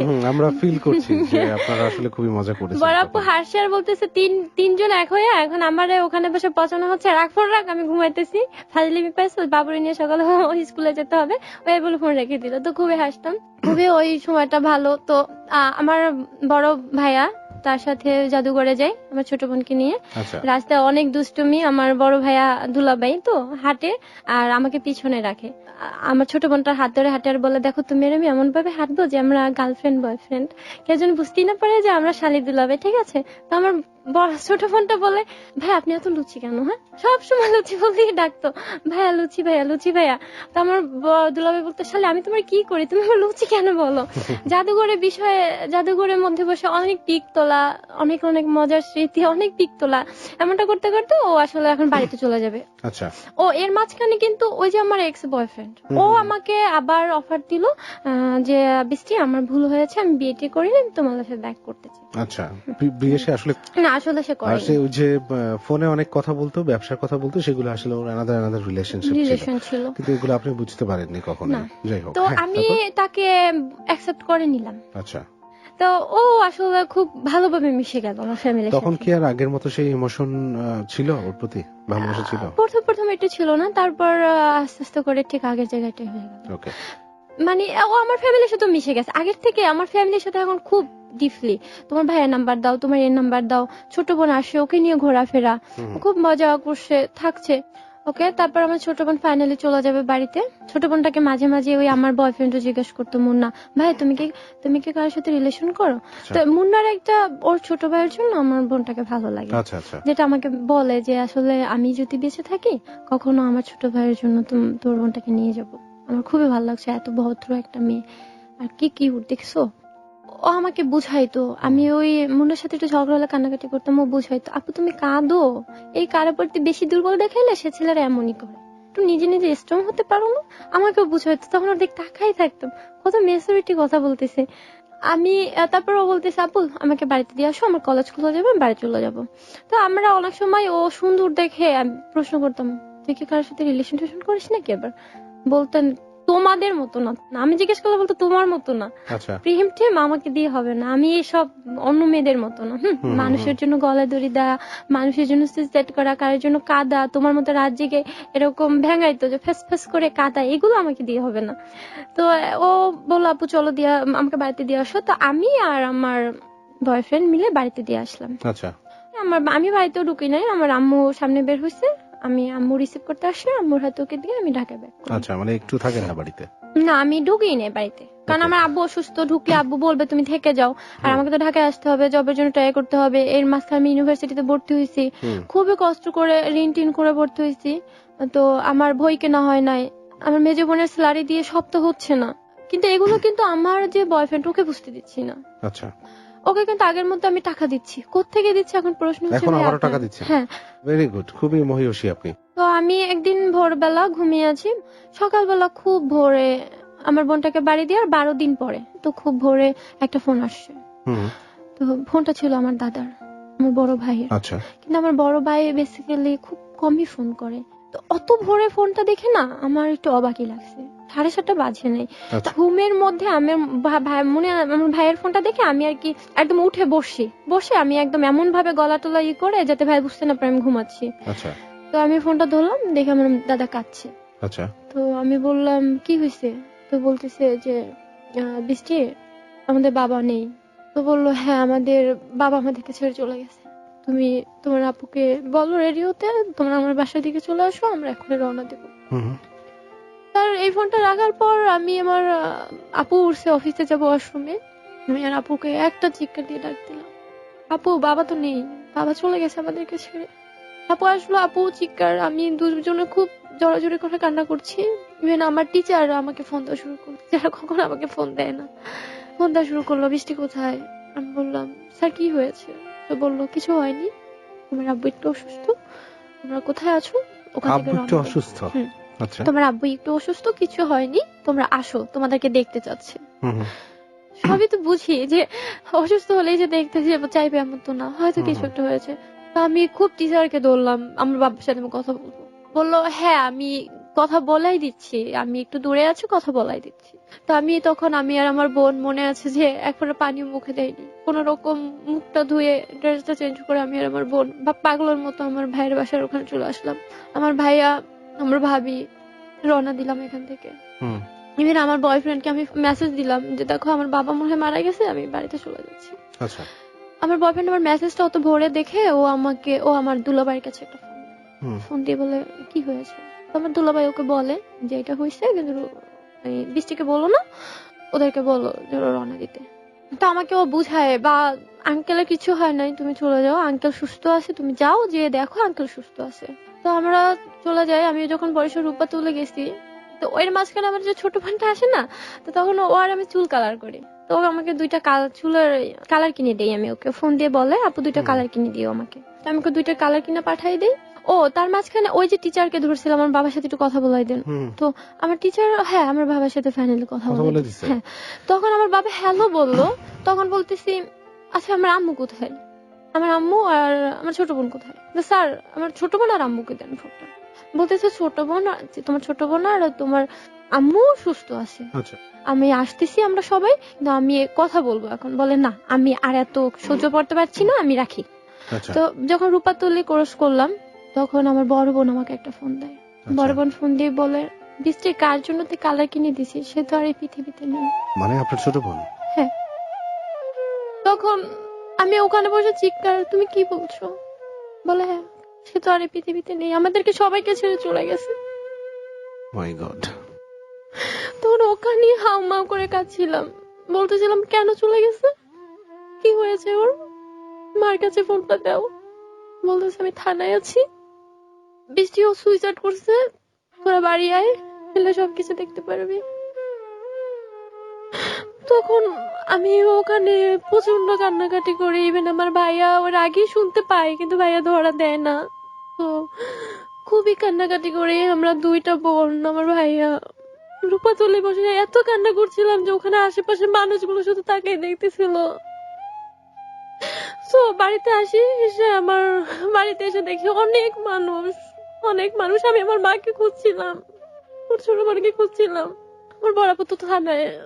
আমার মাকে বলতেছিলাম যে মা কিভাবে মারা গেল, তুমি কোথায় ছিলা, তুমি কেন দেখো নাই, ও কিভাবে মারা গেল? আমার মা বলতেছিল আমার কাছে ছিল না, আমি জানি না কিভাবে মারা গেছে, আমার মনে হয় আমি ওকে মেরে ফেলেছি। আমি বললাম কেন মারা গেল? বলে একটা ছেলের জন্য। রিলেশনশিপে ছিল? হ্যাঁ, একটা ছেলের জন্য মারা গেছে। তখন আমি বললাম কোন ছেলের জন্য মারা গেছে, কি ডকুমেন্টস বলো? চিঠি লেগে গেছে নিজের হাতে। চিঠিটা বোধহয় আপনার আমার সাথেই ভাইয়া আছে। ইচ্ছে, হ্যাঁ আমার ভাইয়া ইচ্ছে ছিল রূপাতুলি থেকে যে আমার ছোট বোনটাকে যে আমি জড়াই ধরবো। আমি যাই, ওর বডিটা পাইনি, ওর বডিটা তখন হসপিটালে নেওয়া হয়েছে পোস্টমর্টমের জন্য। লাস্ট দেখাটা হয়নি আপনার? যে বোনটাকে কখনো কোনো কষ্ট দেয়নি, বাবার টাকা ইনকাম নেই এটা বুঝতে দেয়নি আমরা বোনেরা, তাকে আজ পোস্টমর্টম করার জন্য নেওয়া হয়েছে। তো আমি তখন নিজের হাতে চিঠিটা পড়ি। সেই চিঠি যেটা ওর বোন, ছোট বোন এত ভালোবাসতো যে বোনটাকে, আপনারা পুরোটা গল্পেই শুনে বুঝতে পেরেছেন সে আত্মহত্যার আগে এই চিঠিটা লিখে গেছে। আমার এই মৃত্যুর জন্য দায়ী মুরাদ খলিফা, ও আমারে প্রেমের ফাঁদে ফেলে আমার জীবনটা নষ্ট করে দিচ্ছে। ও জোর করে আমার ইজ্জত নষ্ট করেছে। কোরআন শরীফ নিয়ে কথা দিয়ে আমার সবকিছু কেড়ে নিয়ে এখন সবকিছু অস্বীকার করছে। এখনো আমারে চিনতেও পারে না। শপথ করে বলেছিল আমাকে ছেড়ে কখনো যাবে না, কিন্তু এখনো সবকিছু অস্বীকার করে। আমি অনেক কষ্ট নিয়ে পৃথিবী ছেড়ে চলে গেলাম। আমাকে সবাই ক্ষমা করে দিও। আমার ভালোবাসার মধ্যে কোনো দিক ছিল না। ও ইচ্ছে করেই আমার সাথে বিশ্বাসঘাতকতা করেছে। আমি চাই তোমরা এর বিচার করো। আমার সাথে যে অন্যায়টা হয়েছে আমি তার বিচার চাই, তাহলে আমার আত্মা শান্তি পাবে। জীবনে প্রথম প্রেমে পড়েছি, আর ওর পটে পড়ে আমি সবকিছু হারিয়ে ফেললাম। তোমরা ওর কঠিন বিচার করো। ও আমারও অনেক মেরেছে, অনেক কষ্ট দিয়েছে, অনেক অপমান করেছে। মরার আগে কেউ মিথ্যে বলে না। আমার লেখার মধ্যে একটা ফোঁটাও মিথ্যে নেই। আমি আর সহ্য করতে পারছি না, তাই সবার কাছ থেকে দূরে সরে গেলাম। ওর বন্ধুরাও সব জানে আমার কোনো দোষ নেই। 1.5 বছর ধরে নাকি আমার সাথে শুধু মজা করেছে, টাইম পাস করেছে। বুঝতে পারিনি ও আল্লাহর কোরআনকে অস্বীকার করবে। তোমরা পারলে এর সঠিক বিচার করো। আর মা বাবা, তোমরা আমাকে মাফ করে দিও। সবাইকে বলছি, যদি কখনো কোনো বেয়াদবি করে থাকি আমাকে মাফ করে দিবেন। ও জোর করে ইজ্জত নষ্ট করেছে। তারপর ভেবে দেখলাম ও ছাড়া তো আমার কোনো পথ নেই, তাই শপথ করাই নিয়েছিলাম, কিন্তু সেটাও অস্বীকার করলো। তো এই চিঠিটা ছিল ওর হয়তো মৃত্যুর কিছু মিনিট আগে। ওকে। ও যেদিন মারা যায় ওদিন ঠিক সন্ধ্যাবেলা আমাদের টিচারকে ফোন দিয়ে, ও প্রাইভেট পড়বে পরের দিন, এটা ঠিক করে নামাজ পড়ে, ভাত খায়। ও মৃত্যুর 3 দিন আগে আলাদা ঘুমায়, ও আমার সাথে ঘুমাইতো। 3 দিন আগে থেকে ও আলাদা রুমে ঘুমাচ্ছে। ও ঢাকা থেকে যখন চলে যায় 12 দিন পরে তো মারা যায়, তো ও 5 ওয়াক্ত নামাজ পড়ে, কোরআন তেলাওয়াত করে। আমার মা তো খুব খুশি। মেয়েটা খুব ভালোভাবে এত বেশি নামাজের দিকে উইক হয়ে পড়লো। তো ও ওই দিন রাতেও কোরআন শরীফ পড়ে, নামাজ পড়ে, ডিনার করে, তারপরেও শোয়। আমার মা তাহাজ্জুদ নামাজ পড়তে উঠছে, নামাজ পড়তে পারছিল না। আমার আম্মু এখন সেটা বলছে, আমি নামাজ পড়তে পারছিলাম না, আমার নামাজ কেন বারবার এলোমেলো হয়ে যাচ্ছিল। আচ্ছা। তো তখন না আসলে কিভাবে মা নামাজ পড়বে, মার সন্তান যে পাশের রুমে মৃত। আসলে আমার বোনটা রাত 12টায় সুইসাইড করে। আমার মা তো তাহাজ্জুদ নামাজ পড়তে হচ্ছে ফজরের খানিকক্ষণ আগে। তো আমার মা ওই এলোমেলো নামাজ ওই অবস্থা পড়ে শুয়ে পড়ে। শুয়ে পড়ার পরে সকালবেলা ফজর নামাজ পড়তে উঠে তখন আমার মা আর কি নক করে, ওই পাশের রুম থেকে নক করছে। আমার মা যেয়ে দেখছে না যে কিরে তুই ফজরের নামাজ পড়বি না, কে নামাজ পড়বে, ও তো মৃত্যু ঝুলে আছে। তো আমার মা নামাজ আদায় করে বাহিরে যায়, বাহির থেকে আসে 7:30টার সময় আমার মা ওর রুমে যায়। রুমে যাওয়ার পরে ওর খাটের পাশে ছিল আমাদের গ্যাসের চুলা। তো মা ওখানে যে কোনো একটা নাস্তা তৈরি করেছিল আগের দিন রাতে, তো ওইটা গরম করতেছিল, পায়েস রান্না করেছিল। তো মা ওই পায়েসের বাটিটা হাতে গরম করছে, আর পাশেই কিন্তু তার মেয়েটা মরে ঝুলে আছে, কিন্তু মা তাকাচ্ছে না খাটের দিকে। মা গরম করছে, সাইড থেকে বলছে কিরে তুই আজকে উঠিস না কেন, তুই নামাজও পড়লি না, আমি বুঝি না কিছু, 7:30 বাজে, ওঠ। তো আমার মা ওই ওট বলতে এভাবে ওই পায়েসের বাটির পিছনে তাকে দেখে খাটটা খালি, পাশে তাকাই দেখে আমাদের ওই খাট আর হচ্ছে ঘরের বেড়া, তার ডিস্টেন্স খুব কম, মানে হাঁটা চলার মতো স্পেস, ওই স্পেসে দাঁড়িয়ে আছে। আমার মা এখন বলতেছে আমি অনুভব করতেছে দাঁড়িয়ে আছে। তো দাঁড়িয়ে আছে, আমি ভাবছি হয়তো উঠে গেছে, ব্রাশ করতেছে, কিন্তু দেখি না ওর পায়ের নিচে ফাঁকা। ও এত লম্বা হয়ে গেল কিভাবে, উপরে দেখে ও ঝুলতেছে। তো ও যে 3 পিসটা পরেছিল ওই ওড়নাটা দিয়ে, তো আমার মা ওই ওড়নাটা একটু আশে বাজে ছিল, যদি ওই আশে না বেজে ওই ওড়নার গিটটা যদি খুলে যেত তাহলে হয়তো আমার বোনটা বেঁচে যেত, কিন্তু না, ওখানে ওই 80 বাজে ওখানে এসে গিটটা খুব ভালোভাবে কষে গেছে, যার জন্য আমার বোনটা আসলে 7 ঘন্টা আগেই মারা গেছে। তো আমার মা ওই কিছু না করে ওই পায়েসে বাটি ফেলে একটা চিৎকার দিয়ে উঠে ওই গিটটা খুলে দিয়েছে। আর আমার বোন ওখানে নিচে তো কেউ ছিল না যে ধরবে, ওখানেই পড়ে যায়।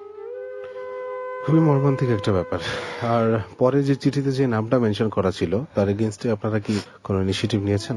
কারণ সবকিছু খুব ক্লিয়ার করে দেওয়া ছিল যে হ্যাঁ, নাম আমার ও মারা যায় বৃহস্পতিবার, শুক্রবার দিন আসরের পরে ওর দাফন হয়, এর বিরুদ্ধে কেস করা হয়। ছেলের মাও জানতো, পরে জানতে পারি আমরা, ছেলের মাকে 2 নম্বর আসামি দেওয়া হয়, ছেলেকে 1 নম্বর আসামি দেওয়া হয়। ছেলে তাৎক্ষণিকভাবে খবর পেয়ে যায় যে ও মারা গেছে, কারণ আমার বাসার আম্মুর ফোনে কিছু মেসেজও পাওয়া যায়। ও মারার আগে ওই ছেলেটাকে মেসেজ করেছিল যে তুমি আমার লাইফে ব্যাক করো। ছেলেটা বলছিল না, বলে তাহলে আমি সুইসাইড করব।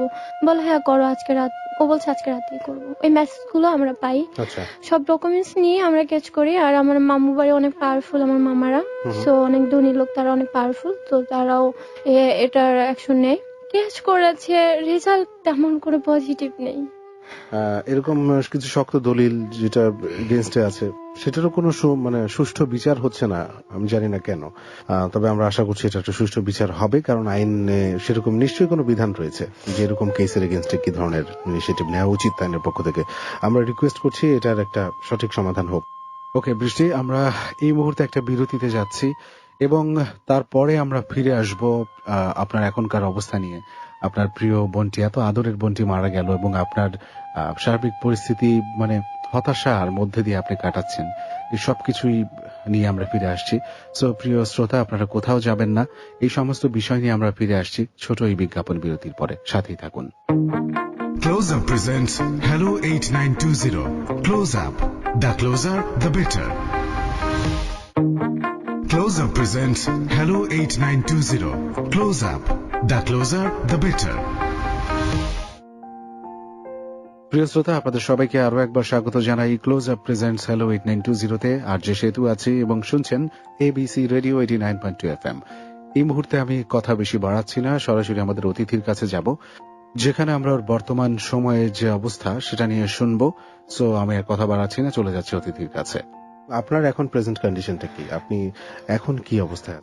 সবকিছু মিলে তারপর সবকিছু মিলে ভাইয়া আমার ওই বোনটা মারা যাওয়াতে আমার বয়ফ্রেন্ডও বাড়িতে যায়, যে ওকে নিজের হাতে মাটি দেয়, আমার বাবা আমাকে অনেক সান্ত্বনা দেয়, তারপর চলে আসে। ও নিজে বলে যে আমার বোনটা নাম নিয়েছে, ওর সাথে যে ছেলেটা এমন করেছে ও আসলে মানুষ না, ও কখনো ভালো থাকতে পারবে না, ওইগুলো আমাকে বুঝাচ্ছে। তো ফাইনালি ও ঢাকায় এসে আমার সাথে মিট করে, তো আমিও ঢাকা চলে আসি। তো ওর ফোনে আমি কিছু আবার ভয়েস পাই, একটা মেয়ের বয়স পায়, বয়স গুলো এরকম, তুমি বাসায় আসো না কেন, তুমি বাসায় আসো। ও বলে যে না বাসায় যাবো না, ওই দিন গিয়েছিলাম ভাইয়া দেখে ফেলছে, আজকে যদি দেখে ভাইয়া একটা মায়েরও কিন্তু নিচে পড়বে না। আচ্ছা, এই ভয়েস গুলো কিভাবে পান আপনি? আমি ও আমার সাথে দেখা করে, তো ওর কখনো ভাই আমি ফোনটা ঘাটি না। ওই দিন কেন যেন ফোনটা নিছি যে আচ্ছা আমার ভালো লাগছে, আমি একটু গান শুনি, তো আমি কেন যেন ভয়েস ওইটা ক্লিক করে ফেলি। ভয়েসের যে একটা সফটওয়্যার থাকে যেটা অটোমেটিকলি রেকর্ড হয়ে যায়, তো ওই রেকর্ডিংটা আমি ক্লিক করে ফেলি, দেখি ওই মেয়ের অজস্র ভয়েস। আচ্ছা, এমন যে আমি গোসল করতে যাচ্ছি, তুমি বাসায় আসো একসাথে খাবো, ও বলে হ্যাঁ আমি আসছি তুমি ওয়েট করো। এবং একটা সময় আমি দেখলাম মেয়েটার বয়সটা এমন যে দেখো বেবিটা তো রাখতে পারলাম না, আমার খুব কষ্ট হচ্ছে, বেবিটা কেন নষ্ট করলাম। আচ্ছা, তো আমি এই বয়সগুলো পাওয়ার পর আমি চোখ থেকে পানি পড়ছিল, ওর দিক তাকাইছিলাম। ও ও জানি না যে আমি বয়সগুলো শুনছি। আমি নাম্বারটা রেখে দিই মেয়েটার।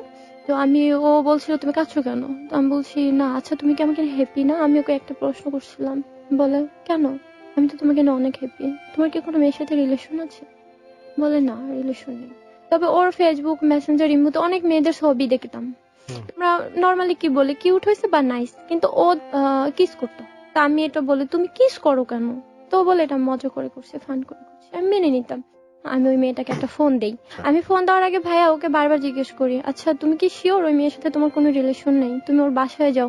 কয় তুমি আমার সাথে রাগ করে কথা বলো না দুদিন তোমাকে জেলাস করার জন্য। তো আমি বলি তুমি শিওর, বলে আমার ওই মেয়ের সাথে কোনো রিলেশন থাকবে সেটা আমার মায়ের সাথে রিলেশন। তো এরপরে তো কিছু বলার নেই। তারপরও আমার কেন যেন ওই কথাটা বারবার মাথায় আসছিল, ওই মেয়েটা বলছে বেবিটা ফাইনালি নষ্টই করলাম। আমি তারপর ওই মেয়েটাকে ফোন দেই। আমি মেয়েটাকে ফার্স্টলি বলি না যে আমি এই মানুষটা, তুমি এই মানুষটাকে চিনো কিনা। আমি চেয়েছিলাম মেয়েটার মুখ থেকে বের করতে, জাস্ট একটা ফ্রেন্ডলি সম্পর্ক করে ফেলছে 2 দিনে, রং নাম্বার এডিং করে ফ্রেন্ডলি সম্পর্ক, কিন্তু মেয়েটা কোনোভাবেই বলছে না। আমার ধৈর্যের বাঁধ ভেঙে গেছে। আমি বলতেছিলাম আচ্ছা তুমি কি কাউকে বলো না কখনো যে তুমি বাসায় আসো, ফাইনালি বেবিটা রাখতে পারলাম না। তো বলে এসব কথা তুমি কি করে জানছো, তুমি কে। আমার স্মৃতিশক্তি কম, তুমি নামটা বলো। আমি বলি তুমি যে মানুষটাকে এসব কথা বলো তুমি তার নাম জানো না, আমি কেন বলবো, তুমি চিন্তা করে দেখো কাকে বলছো। আমি এটা বলে ফোনটা কেটে দেই। মেয়েটা তাৎক্ষণিক ওকে ফোন দেয়, ফোন দিয়ে বলে যে তোমার সাথে আমার রিলেশন এই বয়েস গুলা কে শুনে। তখনও আমাকে ফোন দেয়, ফোন দিয়ে বলে তুমি ওকে ফোন দিয়েছিলা, আমি তো জানতাম তুমি নাম্বারটা রাখবা। আমাকে হ্যাঁ ফোন দিয়েছিলাম, ফোন দিব না। ও ব্যাপারটা খুব ইজি ভাবে আচ্ছা ঠিক ফোন দিছো, মানে কোনো রাগ টাগ না, নর্মালি রেখে দিয়েছে। মেয়েটা আমাকে পরে ফোন দেয়, ফোন দিয়ে বলছে, তুমি জানতে চাও ওই মানুষটা কে? তারপর ওর নাম বলে, আমি মুন্নার গার্লফ্রেন্ড। কতদিন যাব? আজকে 2 বছর। দেশের বাড়ি সব, মেয়েটা সবকিছু বললো। ইভেন অজস্র কান্না করে বলতে শুরু করলো যে আমি এটা মিথ্যে বলছি না, তাহলে আমাকে মাটিতে নিবে না। আমি এটা মিথ্যে বলছি না, আমি একটা বেবি নষ্ট করেছি। ও ও ও আমার পুরো ফ্যামিলিতে অ্যাক্টিভ। আমার বাবা মার সাথে ওঠা বসা প্রতিনিয়ত, আসছে বাসায়, খাচ্ছে আমার সাথে, ঘুমোচ্ছে। আমাদের স্বামী স্ত্রীর রিলেশন। ভাই আমি কথাগুলো শুধু শুনতেছিলাম, শুনে শুনে বারবার বলতেছিলাম আমি বিশ্বাস করছি না, তুমি মিথ্যে বলছো, তুমি আমাকে প্রুফ দিতে পারবা? তো বলে, হ্যাঁ কি প্রুফ চাও? তোমরা ওর সাথে দেখা করবা, আমি জাস্ট দেখবো শুধু। ও যদি তোমাকে পাগলের মতো ভালোই বাসে, তাহলে তোমার ডাকেও সাড়া দিবে। তো বলে, এখন চাও? তো আমি বলে হ্যাঁ। তো সন্ধ্যার সময় ভাইয়া ওই মেয়েটা বলে, আচ্ছা ঠিক আছে, তুমি এই লোকেশনে চলে আসো, আমি ওর সাথে দেখা করবো, তুমি স্টেলের সামনে এসে ধরো। আমি ফাইনালি চলে গেলাম। আমি একা একা সেই যাত্রা বাড়িতে চলে গেলাম। তো রেস্টুরেন্টে আমি ঢুকে দেখি কি যে ও ওই মেয়েটার হাত ধরে বসে আছে। আচ্ছা। ইভেন ওখানে ওর একটা ফ্রেন্ড আছে। ও আমাকে দেখে না, ওর মুখের অবস্থাটা মানে এমন হয়েছিল যে কখনো ওই অবস্থায় আমি দেখিনি। আমি ওকে বললাম হাই, ও বলল হাই। তো মেয়েটা প্রশ্ন করলো, এই মেয়েটা কি? তো ও বলে, আমি ওর ফ্রেন্ড। তখন আমি বললাম, ফ্রেন্ড? এই মেয়েটাকে? বললো, আমার গার্লফ্রেন্ড। তোমার গার্লফ্রেন্ড? বললো হ্যাঁ। কতদিন রিলেশন? এই তো আমরা 2 বছর, ফাইনালি বিয়ে করছি সামনে। আর তখন আমি আসলে কন্ট্রোলে থাকতে পারিনি। আমার হয়তো চুপ থাকাটাই বেটার ছিল, কিন্তু আমি পারিনি। আমি আউট অফ কন্ট্রোলে চলে যাই। আমি বলছিলাম যে আমি তোমার ফ্রেন্ড। কিন্তু ওই দিন ও সকালবেলা আমার ভাইয়ের সাথে কথা বলে, আমার বড় বোনের সাথে। আমার বড় বোন বলে যে রিলেশনটা তো আসলে এখন সবাই জানাজানি হয়ে গেছে, তো আমরা চাচ্ছিলাম এটার কিছু একটা রেজাল্ট হোক। তো বলছিল, ভাই আমার একটু প্রবলেম, আমার টাইম দাও। এর মাঝখানে ভাই আমি অনেক টাকা ঋণ করে করে ওকে আমি দেই। পছন্দের পায়ের নুপুর বিক্রি করে ওকে আমি টাকা দিই। তো আমি প্রুফ দিব আমি তোমার ফ্রেন্ড, নাকি তুমি বলবা আমি তোমার কে? 5টা বছর রিলেশন তুমি ভুলে গেলা। এখন ও মেয়েটাকে কোশ্চেন করছে যে এই শোনো, আমি কি 5 বছর হয়েছে ঢাকায় আসছি? ও 2009 সালে ঢাকায় আসছে। বোনটা মারা গেছে কবে? বোনটা মারা গেছে নভেম্বরের 2 তারিখ। এই যে 2017 নভেম্বর। ওকে। তো ও আমাকে রেস্টুরেন্টে রেখে চলে আসে। আমি ওখানে অসুস্থ হয়ে পড়ি। ওকে আমি অনেক জোর করি, তুমি থাকো, তুমি ওই মেয়েটাকে বুঝাই দাও আমি তোমার কে। ও বলে, তোমাকে যে আমি চিনি এটা বলছিল তোমার কপাল। এটা বলে ও মেয়েটাকে নিয়ে চলে যায়। আমি রাস্তায় হাঁটতে পারছিলাম না ভাইয়া, আমি ওখান থেকে আসবো কিভাবে? আমি আমার ভাইয়াকে একটা ফোন দেই, কে যে ভাইয়া আমাকে সেখান থেকে এসে নিয়ে যান। বলতে, তুই ওখানে কেন গেছিস? মুন্না কোথায়? আমি বলে, ও নেই আমার লাইফে, আপনি এসে আমাকে নিয়ে যান। তখন আমার ভাইয়া বলে, তুই রাস্তায় হাঁটতেছিস, তুই তো গাড়ির নিচে পড়বি, আমার তো মনে হলো তুই ব্যালেন্স রেখে হাঁটতে পারতেছিস। তো একটা ট্রাকের সামনে থেকে আমি হাঁটতে ট্রাকওয়ালা যায় এত হর্ন দিচ্ছে, আমি সরতেছি না, মানে আমার কোনো ইয়েই নেই। তো তখন একটা সার্জন আমাকে ওখানে ধরে, বলতেছে, ম্যাম আপনি এখানে কখন আসেননি? আমি বলে, এটা কোথায়? বলে, এটা তো যাত্রাবাড়ি। আমি বলে, আমার ভাইয়া তখন ফোন দেয়, সার্জন ফোন ধরে। আমি ওখান থেকে একটা গভর্নমেন্টের একটা গাড়ি স্টাফের, তো আমাকে উঠাই দেয় একটা সার্জন। তো আমি মালিবাগ আসি, আমি ভাইয়াকে জড়াই ধরে হাউমাউ করে কাঁদছিলাম যে আসলে আমারই ভুল, আমি ওকে চিনতে পারিনি, ও ভাইয়া আমার সাথে চিট করেছে। তো আমি কাউকে বলি না এই বিষয়টা, যে ও আমার সাথে একটা মেয়ে নিয়ে এমন করেছে। আমি বলছি ঝগড়া হয়েছে, আমি দেখা করতে গেছিলাম, দেখা করে নাই। আমি তারপর ওকে ফোন দিয়েছি। তারপর আমি বলছি, ঠিক আছে আমারই ভুল, তুমি আমার জীবনে ব্যাক করো, একবার আমার জীবন থেকে চলে গেছো, তুমি তো বলছো যে আমার ছোট বোন ওকে মাটি দিয়ে, যে ওর সাথে যে এমনটা করেছে সে কখনো ভালো থাকতে পারবে না, তুমি কিভাবে এটা করো ওরই বোনের সাথে? তো ও বলে, না আমার রিলেশন রাখা পসিবল না তোমার সাথে, আমি যা করেছি ভুল করেছি। তখন ওই মেয়ে আমাকে ফোন দেয়, তুমি ওকে আর ফোন দিবা না, ও প্রুফ করে দিয়েছে ও আমাকে লাভ করে, তুমি যা বলেছো মিথ্যা বলেছো।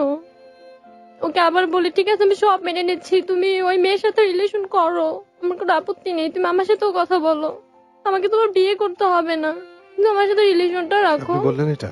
আমি বলছি ভাইয়া যে তুমি ওর সাথে রিলেশনটা করো, তুমি অনেক মেয়েদের সাথে করো, এতদিন আমি জানতাম না, এখন জেনেছি তুমি করো, আমি একসেপ্ট করে নিলাম, কিন্তু আমাকে তোমার লাইফে রাখো। তো ওর ওই ফ্রেন্ড যে আমাদের বাড়িতে গিয়েছিল, ওকে নক করলাম, বললো যে আসলে আমি ভাবছিলাম যে এমনটা কিছু হবে, আমি আপনাকে প্রায় প্রায় বলতাম যে আপু আপনি বোকার স্বর্গে বাস করছেন, আপনি এখন প্রুফটা পেয়েছেন। বলে, ওর শুধুই একটা গার্লফ্রেন্ড, অজস্র গার্লফ্রেন্ড আছে। তো আমি আপনার বোনকে নিজের হাতে মাটি দিয়ে আসি, সেই থেকে আমি আপনাকে অনেক বেশি রেসপেক্ট করি, আপনি অনেক ভালো। ওর ফ্রেন্ড তারপর নক করে, আমার কান্নাকাটি দেখে ওকে নক করে, ও বলে যে দেখ দোস্ত, আমি তো আসলে তুই তো জানিস আমি কোনো মেয়েকে ভালোবাসি না, সবার সাথে যেটা করছি ওর সাথে সেটাই করছি। তো বলতেছে যে ও পারবে, কিছু অপসিবল, তুই 2-1 দিন পরে ভুলে যাবে। কিন্তু আজ আমি এমন একটা জায়গায় দাঁড়িয়েছি যে আমি আমার বাসায় কাউকে বলতে পারছি না ও আমার সাথে এমনটা করেছে। ওর জন্য আমি সেই জবটা হারিয়েছি, তারপর আমি আর কোনো জব পাইনি, তারপর ওর জন্য বিভিন্ন মানুষের কাছ থেকে টাকা ধার করে করে আমি ওকে এগুলো দিতাম। ও 5 লাখ টাকা ধরা খায়, এই কিস্তিটা আমি বহন করতাম। প্রতি সপ্তাহে আমি ওকে 1950 টাকা করে দিতাম, সেটা ওর ফ্রেন্ড সব জানে। কিন্তু কিভাবে দিতাম, কোত্থেকে দিতাম ভাই ও কখনো প্রশ্ন করতো না, ও নিত। আমি বাকিতে ওকে জামা কাপড় কিনে দেই, ও সেই শার্ট পরে ওই মেয়েটার সাথে রেস্টুরেন্টে বসছিল। আমি আপনাকে আগেও বলছি না ওর কখনো রেস্টুরেন্টে উঠতে চায় না, ও ওই মেয়েটাকে নিয়ে অনেক রেস্টুরেন্টে উঠছে। ওর কিছু আমাকে এখন এমন একটা জায়গায় রেখে গেছে, আমি এর মাঝখানে আমার অনেকগুলো জব হয়েছে শোরুমে, কিন্তু আমাকে করতে দেয় নাই। তো ও চলে যাওয়ার পরে আমি মেসেজ দেই, ফোন দেই, তো ওকে আমি বলি যে দেখো আমার তো এত টাকা দেনা হয়ে গেছে, এগুলো তো সবই তোমাকে দিছি, আমি এখন এগুলো কিভাবে দিব, আমার কাছে তো অ্যাবিলিটি নেই এখন। সেটা আমি চাই না, আমি কি এখন তোমার জন্য জীবনটা দিয়ে দিব? ওর কথা ছিল এরকম। তো আমি বলি ঠিক আছে তুমি হ্যাপি তোমার জীবন থেকে চলে গেলে, কিন্তু আমি বাসায় কি বলবো? সবাই যখন 2 দিন পরে জিজ্ঞেস করবে যে ও কোথায়, ও কয়, আমি জানি না, এটা তোমার ব্যক্তিগত ব্যাপার। লাস্টে আমি মেসেজ ফোন সব দেওয়া অফ করে দেই, যার তোমাকে ফোন মেসেজ আমি দিব না।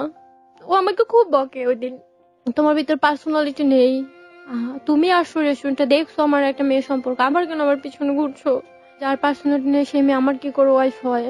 সবকিছু অনেক বিভিন্ন অপমান। তো আমি ওই দিন 25 তারিখে আমি প্রতিজ্ঞা করে যে তোমাকে আর ফোন দিব না, যতই কষ্ট হোক আমি আর তোমাকে ফোন দিব না কখনো। তো 25 তারিখ থেকে এই পর্যন্ত ওকে আমি আর কোনো ফোন মেসেজ কিচ্ছু করিনি। আমি ওকে যার কাছ থেকে টাকা এনে দিয়েছিলাম সেই লোকগুলো আমাকে প্রতিনিয়ত ফোন দিচ্ছে যে টাকাটা কবে দিবা। তো আমি ওকে বলি যে দেখো তোমাকেই তো টাকা এনে দিয়েছি, তুমি আমাকে কিছু টাকা অন্তত দাও, আমি ওই লোকগুলোকে দিয়ে দেই। কিন্তু ও কোনো রেসপন্স নেই। আমি ওকে বলি মেসেজে বারবার আমি তোমাকে ফোন দিতে চাই না, তুমি অন্তত টাকাটা দাও, লাগলে পরে আবার নিও আমার কাছ থেকে। তো তুমি তো জানো এখন আমি কোন অবস্থায় আছি। আমার বোন একা আর পারছিল না, ওই রুম ভাড়া কভার করতে পারছে না, বাসায় দিতে পারছে না, আবার এই ছোট বোনের কেস চালাতে বিভিন্ন পুলিশ আসে। আমার বোন সবকিছু মিলে হতাশ হয়ে পড়ে, ও আলাদা একটা মেয়ের সাথে উঠে যায়। তারপর আমি এখন কোথায় থাকবো, আমার তো জবও নেই, অথচ আমার বিয়ে ফাইনাল এক্সাম চলে আসে, আমি বইও এখন পর্যন্ত বই কিনতে পারিনি। মুন্নাকে যতগুলো টাকা আমি দিয়েছি ওগুলো যদি নিজের পড়াশোনার পিছনে ইনভেস্ট করতাম আজকে আমার বইও কেনা হতো, বা আমি হয়তো আজকে বোনের কাছ থেকে আলাদা হতাম না। আমার বোন চলে গেছে টাকার খরচার ইয়াতে, পারছে না ওর একা। তো এখন ও আলাদা আছে আর আমি আলাদা একটা বাসায় আছি, কিন্তু আমার এখন কোনো জব নেই। আর ও আমাকে অনেক প্রবলেমে ফেলে মাঝখানে চলে গেছে। তারপরে আমি কিছুদিন আগে, এই যে 2-3 দিন আগে আমি গুলশানে একটা ইন্টারভিউ দিতে যাই, অনেক আগে সিভি জমা দিয়েছিলাম। তো ওখানে যে ওই একই অবস্থা, আমাকে ফার্স্ট টাইমে প্রপোজ দিচ্ছে তুমি ফ্রেন্ডলি মিশতে হবে, ফ্রেন্ডলি কাজ করতে হবে। আমি না পারছি ঢাকা থেকে চলে যেতে, না আমার সামনে ফাইনাল এক্সাম, আমি এখন তো বই কিনতে পারছি না, না আমি ঢাকায় এখন থাকবো সেই পজিশনটা আমার নেই। বেশিরভাগটাই আমাকে এত করুণ অবস্থায় রেখে গেছে মুন্না। ওকে, এখন যে পরিস্থিতি সেটা হচ্ছে সবকিছু মিলে আপনি আসলে মোটামুটি অতলে আছেন, যে কোনো দিকে কিছু ধরে আঁকড়ে ধরার কিছু নেই। এই ধরনের প্রতারণার শিকার হয়ে কিন্তু আপনার লাইফের সবকিছু গেল। আদারওয়াইজ মুন্না আপনি কেন কিন্তু করলো এরকম? আমি না, এটা কেন করলো, এটা আমি এটা বুঝতেছি না। এই প্রশ্নের কোনো উত্তর নেই, এই প্রশ্নের উত্তর ওর কাছেও নেই যার কথা বলছেন। আপনি দেখুন যে আপনার বোন একটা ছেলের জন্য আত্মহত্যা করলো, একটা জীবন চলে গেল পৃথিবী থেকে, এটার কোনো সৎ বিচার হচ্ছে না, সদ উত্তর আমরা পাচ্ছি না। আপনি একটা ছেলের জন্য এত টাকা নষ্ট করলেন, এত কিছু করলেন, আপনার লাইফটাই এখন মানে এরকম একটা পরিস্থিতিতে যে আপনি কোনো ডিসিশন নিতে পারছেন না। এটাকে বলে দোলাচল, যে আপনি কি করবেন আপনি কিছু জানেন না, অস্থিরতা চতুর্দিকে। এটার সূত্রপাতটা আপনি করেছিলেন, যাই হোক তখন হয়তো আপনি বোঝেননি, আপনার পারিপার্শ্বিকতাও কষ্টের ছিল, যে কারণে আপনি আঁকড়ে ধরতে চেয়েছিলেন ওকে। মোবাইল ফোনে আপনি একটা রিলেশনশিপে গেলেন, দ্যাটস দ্য ফ্যাক্ট। এই ধরনের রিলেশনশিপে সবসময় কিন্তু মানে একটু ম্যাচিউর হন প্লিজ সবাই। অনেকেই হয়তো আঁকড়ে ধরতে চান কাউকে, কাউকে একটু পাশে পেতে চান, কিন্তু আপনি কি জানেন যে আপনার জন্য কি অপেক্ষা করছে? কিন্তু এতটুকু তো আপনি বুঝতে পারেন যে চতুর্দিকে ছলচাতুরি, ছলনা এবং আপনাকে বিপদে ফেলার জন্যই সবাই ওয়েট করছে। সো সেভাবেই কিন্তু নিজের লাইফটাকে হ্যান্ডেল করতে হবে। এই যে মেয়েটা আজকে এখানে আসছে, বৃষ্টি, ও বেসিক্যালি কেন এসছে এটা আমাকে বলেছে যে আমি আর পারছি না ভাইয়া, হয়তো এভাবে এই মেন্টাল প্রেশার নিতে নিতে একটা পর্যায়ে আমি যেটা মনে করি যে ওর ছোট বোন যে কাজটা করে ফেলেছে, একটা মেন্টাল প্রেশার, হয়তো চিঠিতে লেখা ছিল যে আমি আমার সব সর্বস্ব দিয়ে দিয়েছি। ও এমন কিছু না করলেও তার চেয়ে কম কিছুও করেনি। একটা ছেলের জন্য প্রায় সবকিছুই করেছে, অনেক টাকা ধার করেছে, অনেক কিছুই করেছে। সেই টাকা ধার ওকেই শোধ করতে হবে, কিন্তু ওর কোনো ইনকাম সোর্স নেই। ও এখন অনার্স পড়ছে। ও বেসিক্যালি যে কারণে এখানে এসছে, যে কারোর যদি ইচ্ছে হয় যে এরকম একটা মেয়ে অনার্স পড়ছে, ওকে যদি কেউ চাকরি দিতে চান, আমরা কোনো ফাইন্যান্সিয়াল সাপোর্ট চাচ্ছি না, যদি কেউ চাকরি দিতে চান আমাদের রেগুলার যে নাম্বারটা আছে সেখানে প্লিজ আপনারা ফোন করবেন। মানুষ ভেবে ভুল করে আর তার ভয়ে খেতে এসে উৎপাত করে না। পাখিদের বুদ্ধি কি এতই কম? কুকুর তো এ ভুল করে না, তারা মানুষের গন্ধ পায়। কাক চড়ুই কি তাহলে সে গন্ধ পায় না? মেঘের মধ্যে একটা ফাটল দিয়ে রোদ এসে পড়ল কাকতাড়ুয়াটার গায়ে। লক্ষ্য করলেন যে জামাটা কাকতাড়ুয়াটার গায়ে পরানো হয়েছে সেটা একটা সিটের শার্ট। কার কথা মনে পড়ল ওই ছেঁড়া লাল কালো সিটের শার্টটা দেখে? অনেক চেষ্টা করেও মনে করতে পারলেন না, তবে কোনো একজনকে তিনি ওরকম শার্ট পরতে দেখেছেন বেশ কিছুকাল আগে। আশ্চর্য, ওই একটি নকল প্রাণী ছাড়া আর কোনো প্রাণী নেই। আর ওই কাকতাড়ুয়া, নিগামবাবু আর ওই কাকতাড়ুয়া। এই সময়টা খেতে কাজ হয় না বলে গ্রামের মাঠে ঘাটে লোকজন কম দেখা যায় ঠিকই, কিন্তু এরকম নির্জনতা মৃগেলবাবুর অভিজ্ঞতায় এই প্রথম।